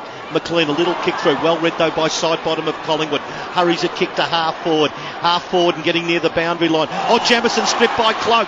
Cloak then kicks it long. It's going on. It's just missed left. Well, it hit the behind post on the padding, but it was certainly going left. And it's a 4-point lead to the Pies on the Foxtel scoreboard. 98-94. Tim with 4.5 minutes playing time left. Cloak hurt his leg there, which left Jamison loose at the kick that he receives. Kicks up the wing. Collingwood's ball side bottom, a little hand pass. Well done. Cloak back in very hard. Hand pass to McCaffrey, to Tuvey. Collingwood dangerous, low ball, low down. Picked up by Elliott. He's taken the mark. He can be the hero of this day. In front of 84,000 plus at the MCG. Jamie Elliott is 30 out. The man on the mark, 25. Elliott to kick from about 30 and 5 metres in from the boundary. That's why you pay Travis Cloak the big money. He was so desperate on the outside 50-metre arc to keep that ball alive. 20 years of age, shown nerves of steel today. And he shows them right now by threading the eye of the needle, and that might have done the job for the Magpies. They lead by 10 points, 15-14, 104. Carlton 14-10-94 on the Foxtel scoreboard. He's the match winner today. He's been terrific. Set up Swan's goal earlier with 2 possessions in a passage of play, and he's got it all. He can mark overhead. He's quick. He uses the ball well. They've got a real player here, Collingwood. And for a 20-year-old Tone, best first year play. You almost as if I want the ball. Give it to me, and I'll hold my nerve. Still plenty of time, though, for the Blues. Oh, this ain't over. But they have to be precise. 3 minutes 42 left. Collingwood 104, Carlton 94. It's half-time in Perth, Seb Costello. Yes, and the Hawks with a 26-point lead into the break. Tone 11-12, 68 to the Eagles, 6-6, 42. Australian Institute. Another bad bounce. Rookie of the week will be Jamie Elliott. It was, and it went to Cruiser, who thumped it forward to Robinson. Robinson ball at centre half forward for the Blues. Armfield spun out of the pack. He can deliver a pass to Lucas, and he's got it 45 metres out. That is shocking, that is. That is 2 bounces are gone back to the line. Now, they haven't gone out the line, so he cannot recall at the umpire. No ruckman can get. You've got to have a 50, or at least 60 to 40% chance. That was like a possession out of the middle. No doubt. They won't lie down. They trail by 10 points. Carlton. Kane Lucas, 45 out slide angle. The kick. Oh, it's almost boomerang back, but it carried the pack. It has. That was a shocking kick. It was going left and then went back. And Carlton 15-10-100. Trailing Collingwood 15-14-104 on the Foxtel scoreboard. Is it possible that his kicking coach is the club president? I tell you what, Scotty Pendlebury just went straight to the umpire then and said, come on, this is ridiculous. That's why they should throw it up all the time. And on that occasion, don't give them the opportunity. That is now. And look, one's all right. You can probably wear one, but not two in a row. The advantage that the other ruckman cannot influence the contest. Still into that boundary umpire from 1979. No, I'm not worried about that. Bounce of the footy with Collingwood leading by 4 points. 26 and a half gone. Carlton's ball. Judd fumbled, got it back under pressure. Hand pass out towards the wing. Simpson first there. Hand pass to Davies. Leans back. Kicks long. Casbolt their chance. Ball comes to the back. Covered by Johnson. Yarran with him. Pull him off it. Out to the boundary it goes for a throw in. Carlton have it where they need it. They need a goal to win it. They lost first up by 5 points. Right now they trail by 4 and we have a bit over 2.5 minutes left. It's 45 around from the Carlton goal. Cruiser tries to flip it out the back. Dwyer of Collingwood read it beautifully.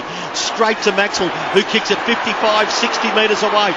2-on-2 battle. Members wing. Armfield knocks it in front of himself. It's close to the boundary line. He took his eyes off it for a moment and turned it over. Brown of Collingwood's got it. He kicks the ball beyond the advancing pack of Goldsack and Walker. Ball at half forward for Collingwood. Goldsack picks it up. Jamie Elliott again has got it 40 metres out directly in front for the Pies. Well, I feel a young player in Bootsmart. He left his man Jamie Elliott. He was trying to get over and help out, but he ended up in no man's land. And Elliott just sat back and did it beautifully. That's just a young player. Didn't commit enough to the contest, got caught in no man's land, and then Jamie and Elliott found the space over the back. And he was smart, Elliott. He backpedaled away from the contest to give him more space. He has 5 goals, Jamie Elliott. Minute and a half left. Collingwood lead by 4 points. Oh, it's a tired kick.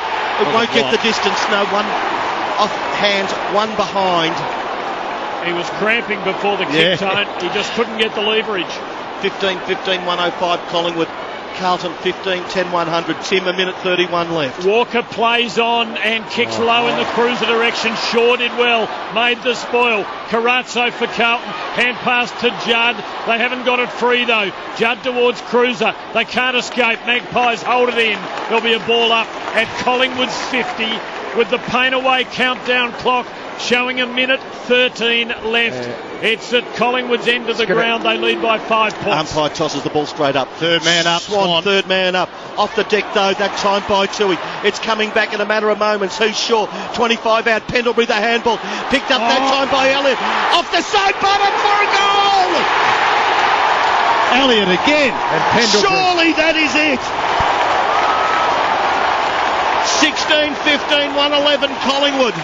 Carlton 15-10-100 on the Foxtel scoreboard.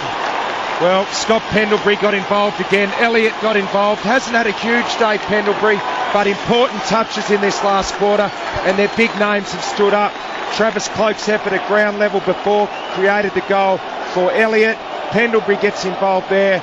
That's why they're the big game players, and they're paid well because they produced when it was needed in this last quarter. And sometimes a mongrel kick forward is better than a precise kick which can be intercepted. He's sure. He's been cramping for most of this last quarter, and that was again one of the.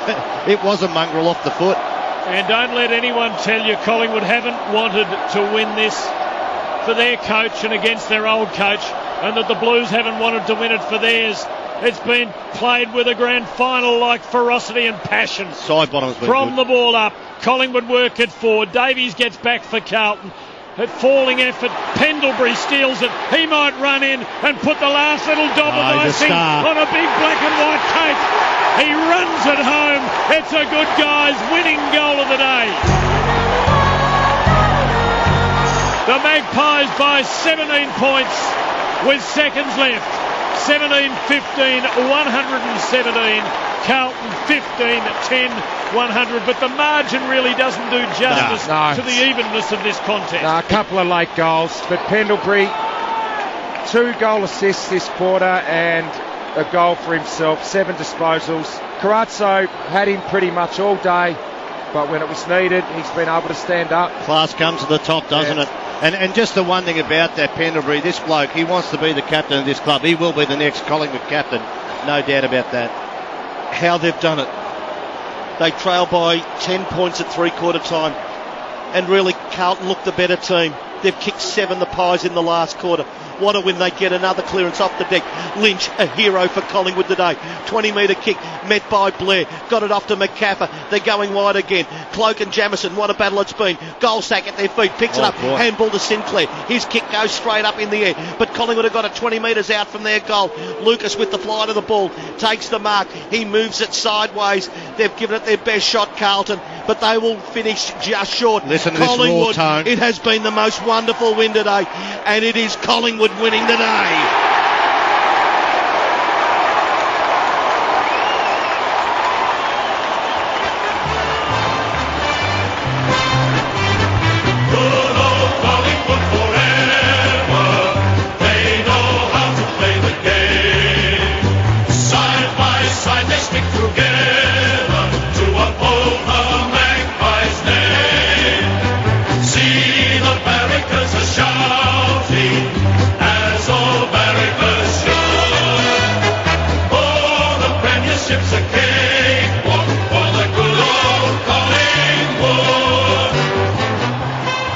The very best of one of the greatest rivalries in Australian sport, Collingwood and Carlton. For 3/4 the Blues seemed to have the edge, but in the last the Magpies found something extra. As Tony Leonard said, they kicked 7 goals to 3 and turned a 10-point deficit into a glorious 17-point win. They've won their first 2. The Blues, under their new coach, remain winless after their first 2. Good old Collingwood forever. They know how to play the game. Side by side they stick together to uphold the Magpies' name. See the barricades are shouting as all barricades should. Oh, the premiership's a cakewalk for the good old Collingwood.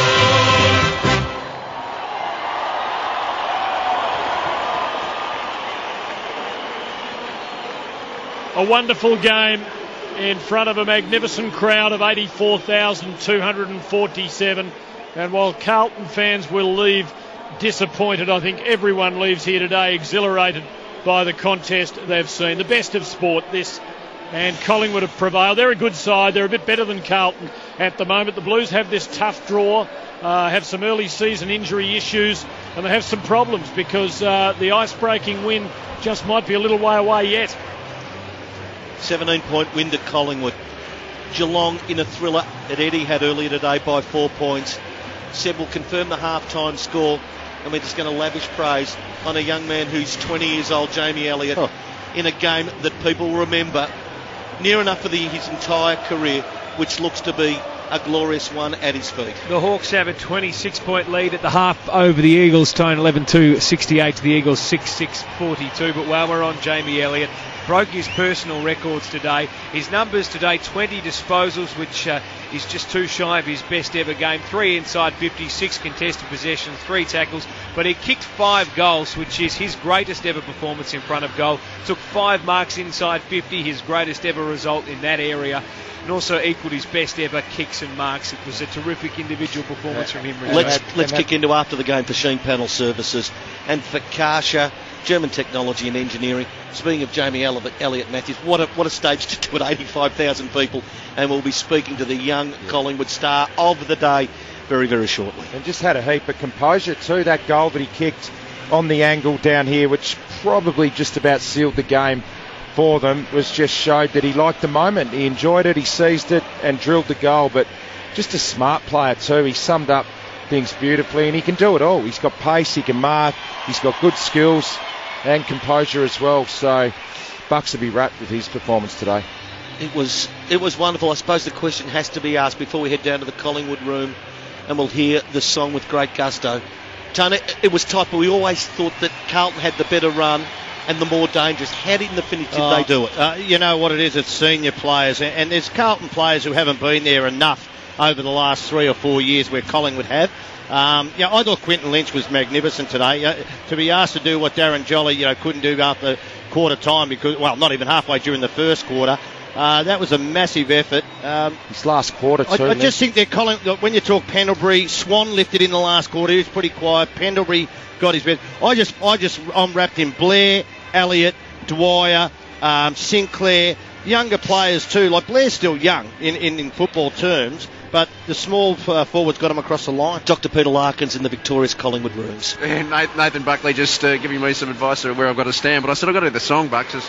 There is a little zone where they keep the media off to the side, but the players are just coming in, so I'm just going to go across to the song circle with them, Tone, and then we'll get Jamie Elliott. So Buck's pretty happy. He's greeting some of the players as they come through individually, and you can hear the support in the background from the board members and the support staff. So this was a big one. They look forward to this one, and obviously a good result, 17 points at the end, and they're just about to go. Here they go, Tony.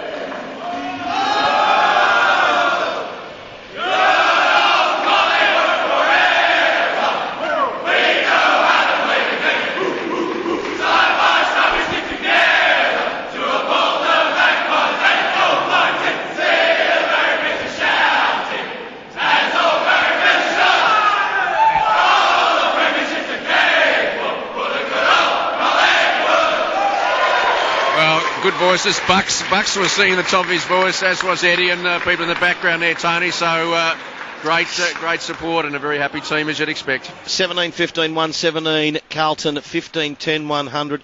A young star announced himself today. Jamie Elliott again said for Europe Car his afternoon, please.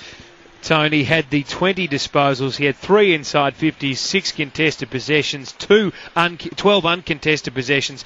But where he really made it count was inside the forward 50, where he took 5 marks inside forward 50, his best performance ever, and kicked 5 goals. One would have been 6, but for the performance he'd put in over 4 quarters, he couldn't quite get that last one there. He was wonderful. Matthew Richardson and Tony Shaw summing up Collingwood's fantastic 17-point. And Tone, we'll hold it here for 10 minutes or so, and then we are heading for Perth. So 3AW football in round 2, not done with for a little while yet. Shorey and Richo, tell us the story. Well, Tim, it was just a great game. I think if you look over the minutes of domination of a team, we thought Carlton maybe could have won this game, but you've got to play the 120 minutes, and they just didn't do it right to the end. The clearance work was really telling in that last quarter. A couple of one-on-ones. Marty Clark, who's not renowned for one-on-one stuff, did it on the wing. Tyson Goldsack beat Walker on the half-forward flank with about 7 minutes to go. Cloak's effort when he just dove at the ball and got the handball forward. They're the things that get you across the line. Look, I think Carlton will go out of this game with a hell of a lot. They won't like losing to the arch rivals, but you saw a lot of good signs for them. A couple of little issues, maybe key defenders, I reckon, Richo, and maybe the backup. Hampson comes in and backs up Cruiser, so Betts and Cruiser back in the group makes them competitive. The other move that I thought was telling was at the start of that last quarter, Collingwood started with 7 defenders, had a loose man for probably the first 10 minutes. Mick then evened it up and made it 1-on-1 again. It was 7v5 forwards. But for that 10 minutes where they had the loose player, I just thought they got good use out of that and they got a bit of momentum going. And by that stage, they'd hit the front. And I reckon that was a pretty telling move. You've got to roll the dice sometimes, don't you? And I don't mind Mick doing that at that stage. It probably opens you up at the other end. But, so these games just keep bringing things up. I thought Mark Murphy was sensational. I thought he led from the front as the captain. Garlett was all died out of it in the second half. Right near, more in the last quarter when they think they needed Yaron and Garlett, but they did their job. They couldn't get it down there for them. You're right. And they had that loose man where they couldn't find the space that they had previously. So that was a good move by Bucks, that loose man. I'll tell you who's a player that people, you sort of just slips in and out, but he is pure class, is Steele Sidebottom. He gets under the guard week in, week out, but he is a classy act Steele Sidebottom. What's he had? 25, 13 handball receives, but it's more, and contested possessions 11, so he had plenty of it. He's sort of a complete player still, No side doubt. bottom. He's got good endurance, he's got good skills, he works hard, he can kick a goal, he can take a mark. He's just an absolute beauty. Pure steel. Yeah. Good. Yeah, Breaking the hearts of Rip Van Winkle. And it's good signs for Collingwood, isn't it? There's no Thomas. Obviously, he's not out there. They're also missing Beams, two of their A-grade talents. Didac Vasolo. Didac, Pendlebury and Swan didn't have huge games, yet they've still been able to get the job done. So a lot of upside in Collingwood as well. We'll be getting the Vic Super votes. Best of field, 3-2-1. Vic Super, the super fund for all Victorians, going to the Player of the Year. Just on Steel side bottom, I thought his last quarter was sensational. Can you, for Europe Card, just break those stats down, Seb? Because he just looked to be the one, of all the experienced bloke, he looked the one that was just driving as much as anyone, if not more. Yeah, well, he kicked a goal. He had 9 disposals, 4 contested possessions, 1 clearance, and of those 9 disposals, 4 of them led to a Collingwood score. He had the second most amount of disposals for the Pies in that final quarter. Quinton Lynch putting in a strong last quarter with 10 disposals. Overall, though, 25 disposals for Steel side bottom. The second most of any Collingwood player out there today. Seb, as one of the unconverted in this commentary box, a young man hungry for the game. You follow Very the much Bombers, so. but these are two of the great clubs. Give us a view of the occasion. It was terrific. I mean, even as in a broadcasting position, it kicks up an extra notch when the MCG has 85,000 plus inside it, and the Collingwood Army, they can make noise, as can Blues supporters. A beautiful day, a Sunday afternoon in Melbourne at the home of football, and 2 of the big 4 clubs going to a game that went right down to the wire, except for a couple of goals in the final minutes for the Pies that pushed it over the limit. And I know I'm waffling on here, Tim, but it was terrific. How good if you're a young Carlton player, your first 2 games of the year, you've played in front of 80,000 people both times. It's just great, isn't it? How good it'd be for a young Carlton player when you're 0-2. Yeah. Hey, the other thing... It's true. It's true. With Geelong next week, West Coast in Perth the week after that, and Adelaide the week after that over here. That's for all next three. for all of their nobility and hearts the size of many of 22 far laps, seriously, they have nothing to show for 2 fine efforts, in the same way North Melbourne has nothing to show from 2 fine efforts. Lee Matthews said it'd be a wonderful afternoon of Sunday football. He's right so far, because it was Geelong by 4 points. Bartel basically the last kick of the game, getting Geelong over the line. Here it just ebbed and flowed. Carlton looked to just have it at 3-quarter time. 7-goal quarter to Collingwood, 17-15, 1-17, defeating Carlton 15-10, 100. And we have seen Hawthorn jump out to a big lead, but that has been pegged back at half-time to around, it was about 6.5 goals, was it not, Seb? Yeah, 26 points. And it's now back to 4.5 goals at half-time. At half-time, yeah, 11-2-68, the Hawks to the Eagles, 6-6-42. Both Cyril and Buddy having an impact. After the game for Sheen Panel Service, collision repairs called Sheen Panel Service First and Karsha, German technology and engineering. While we wait for Jamie Elliott, and we'll be staying here to hear from the young man who's just had a day to remember for the rest of his football life, why don't we start giving some of the numbers out for Europe Car, where the game was won for Collingwood in the finish. Contested possession, Tone, they won that plus 8, 154 to 146 over 4 quarters. They won the inside 50 count, 64 to 55, which was an area they were losing early, and it was in the last quarter where they really ran over the top with 20 inside 50s to 14. Cruiser tried hard in the ruck all day, 34 hit-outs, 8 to advantage, which was a strong performance from him.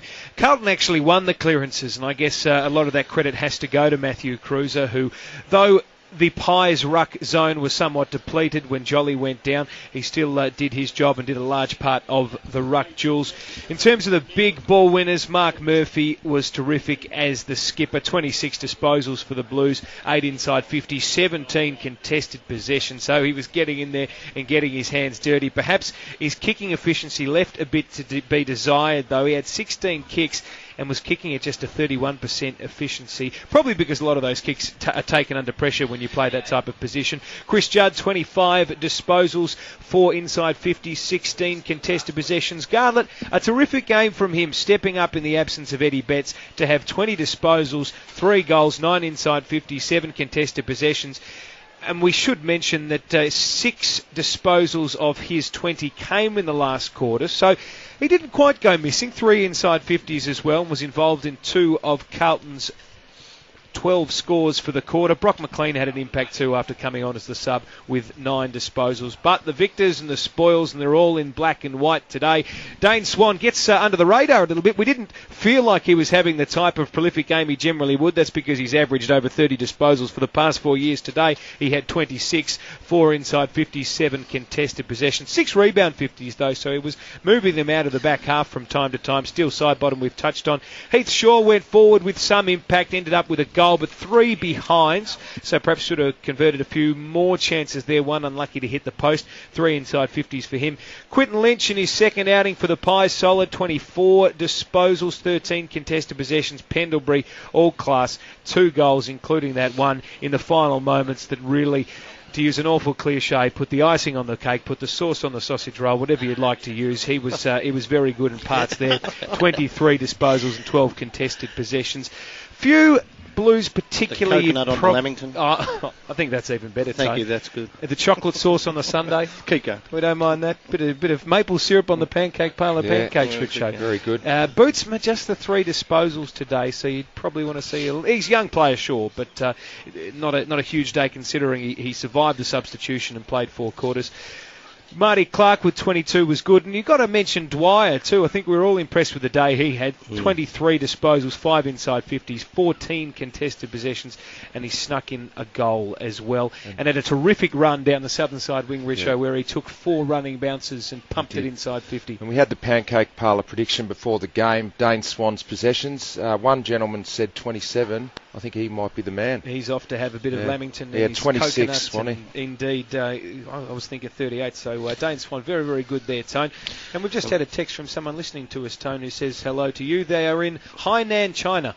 So sends a ni-hao to Tony Leonard. And I had a text... That's a long way for the KFC Twitter to come to us, but I'm very pleased. I think there's a local KFC store in Hainan. There's so one everywhere. There's a gentleman text me as well. He's listening in a bar in San Francisco. So we're loud and clear over there as well. And Richo, I'm just becoming a little disturbed by the return of the Richmond arrogance. Tony Greenberg, still in communications at Richmond, has tweeted, Blues lack a Luke McGuan. I don't. That's not the real Tony Greenberg. Isn't it? Yeah, Tony it's someone Greenberg? pretending to be Tony Greenberg. Rookie of the Week for the Australian Institute of Fitness, and they will get Jamie Elliott throughout the week. There's no better game fitting the criteria. First and largest training provider for personal trainers.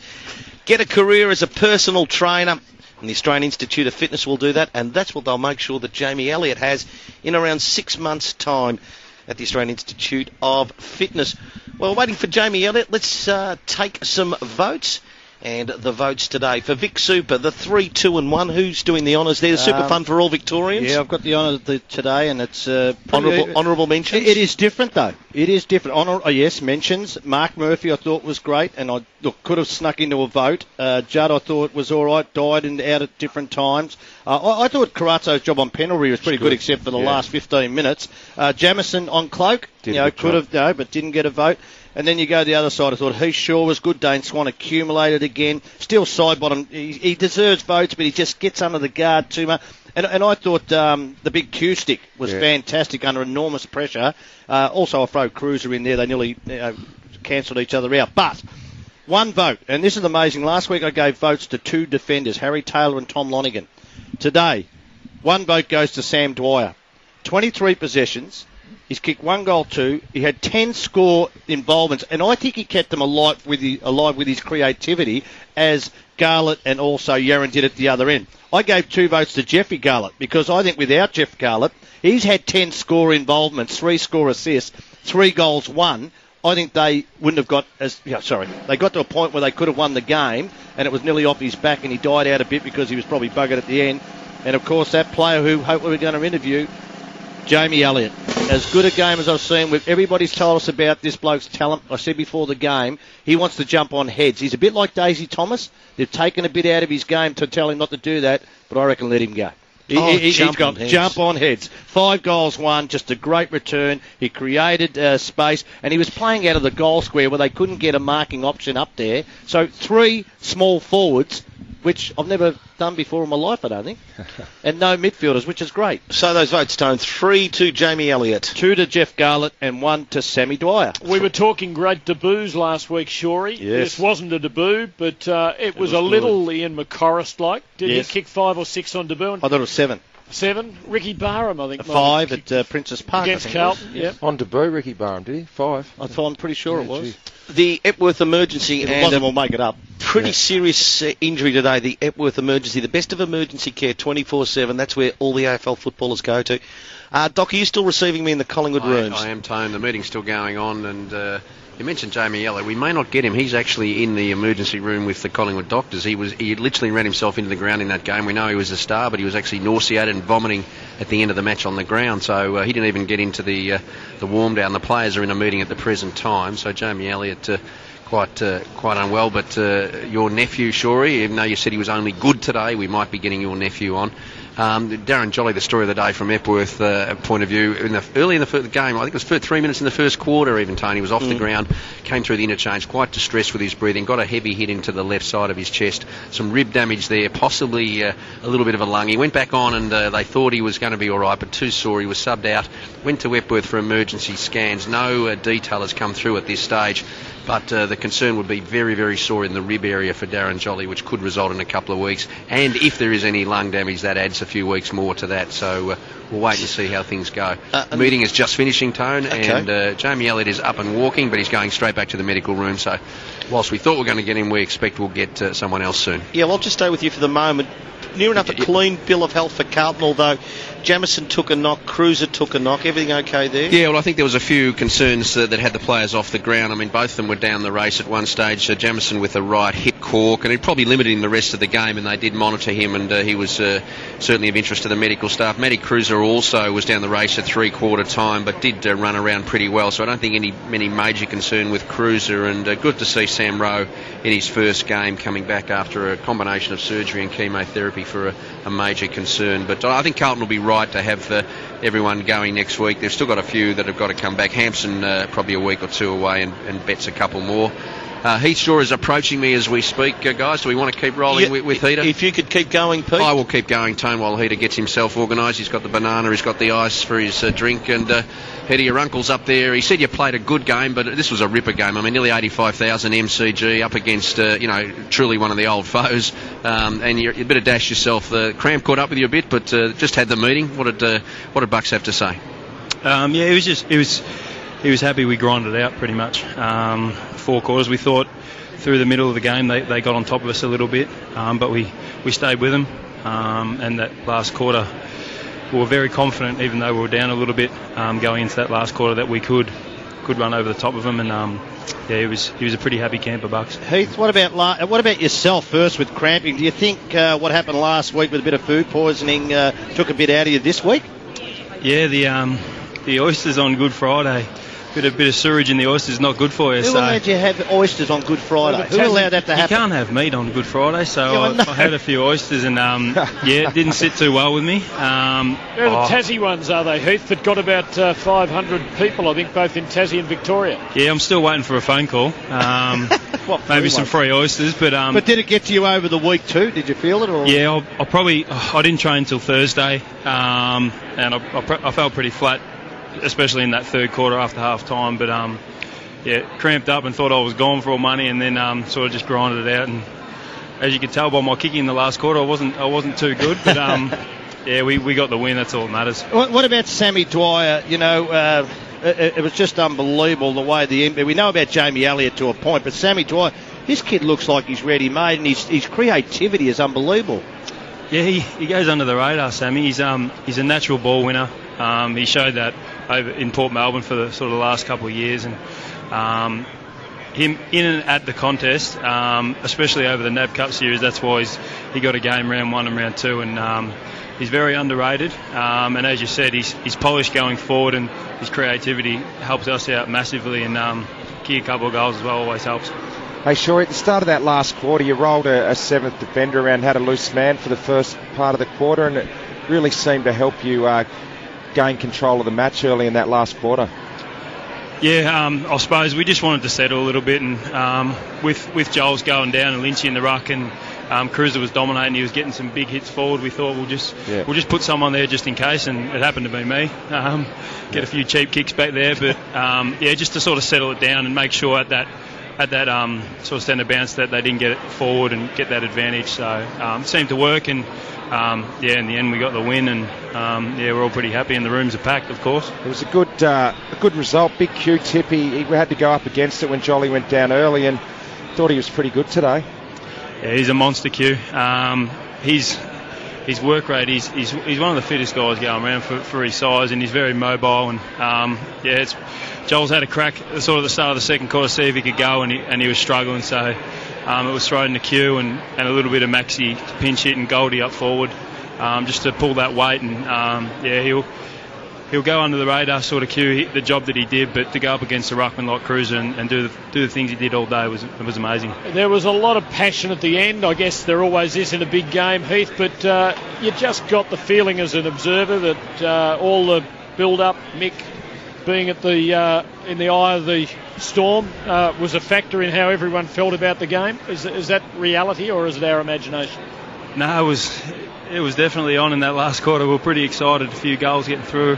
I actually bumped into Mick as I was walking in. He was walking out of Carlton change rooms, and I think everyone was just happy to get this game over and done with. We got the 4 points. We're very happy about that, but the build-up was massive. The game was a ripper.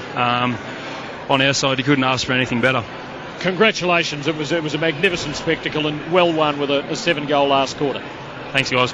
Heath Shaw down in the Collingwood rooms. The Magpies have prevailed over the arch enemy, 17-15, 117 to Carlton, 15-10, 100. The crowd was 84,247, and the day was nothing short of a triumph. Rain in 2 or 3 fairly serious bursts and all. Aussie football at its absolute best, and what a weekend it's been. Geelong beat North Melbourne, came from nearly 6 goals down today, their second mighty comeback of the season so far. West Coast have got to try and do that if they're going to beat Hawthorn over in Perth. What's the latest, Seb, before we cross over to Patterson Stadium? They've got a bit of work to do, Tim. Grant Birchall goal. The Hawks lead it by 33 points, 87 to 54 with 13 to play in the third term.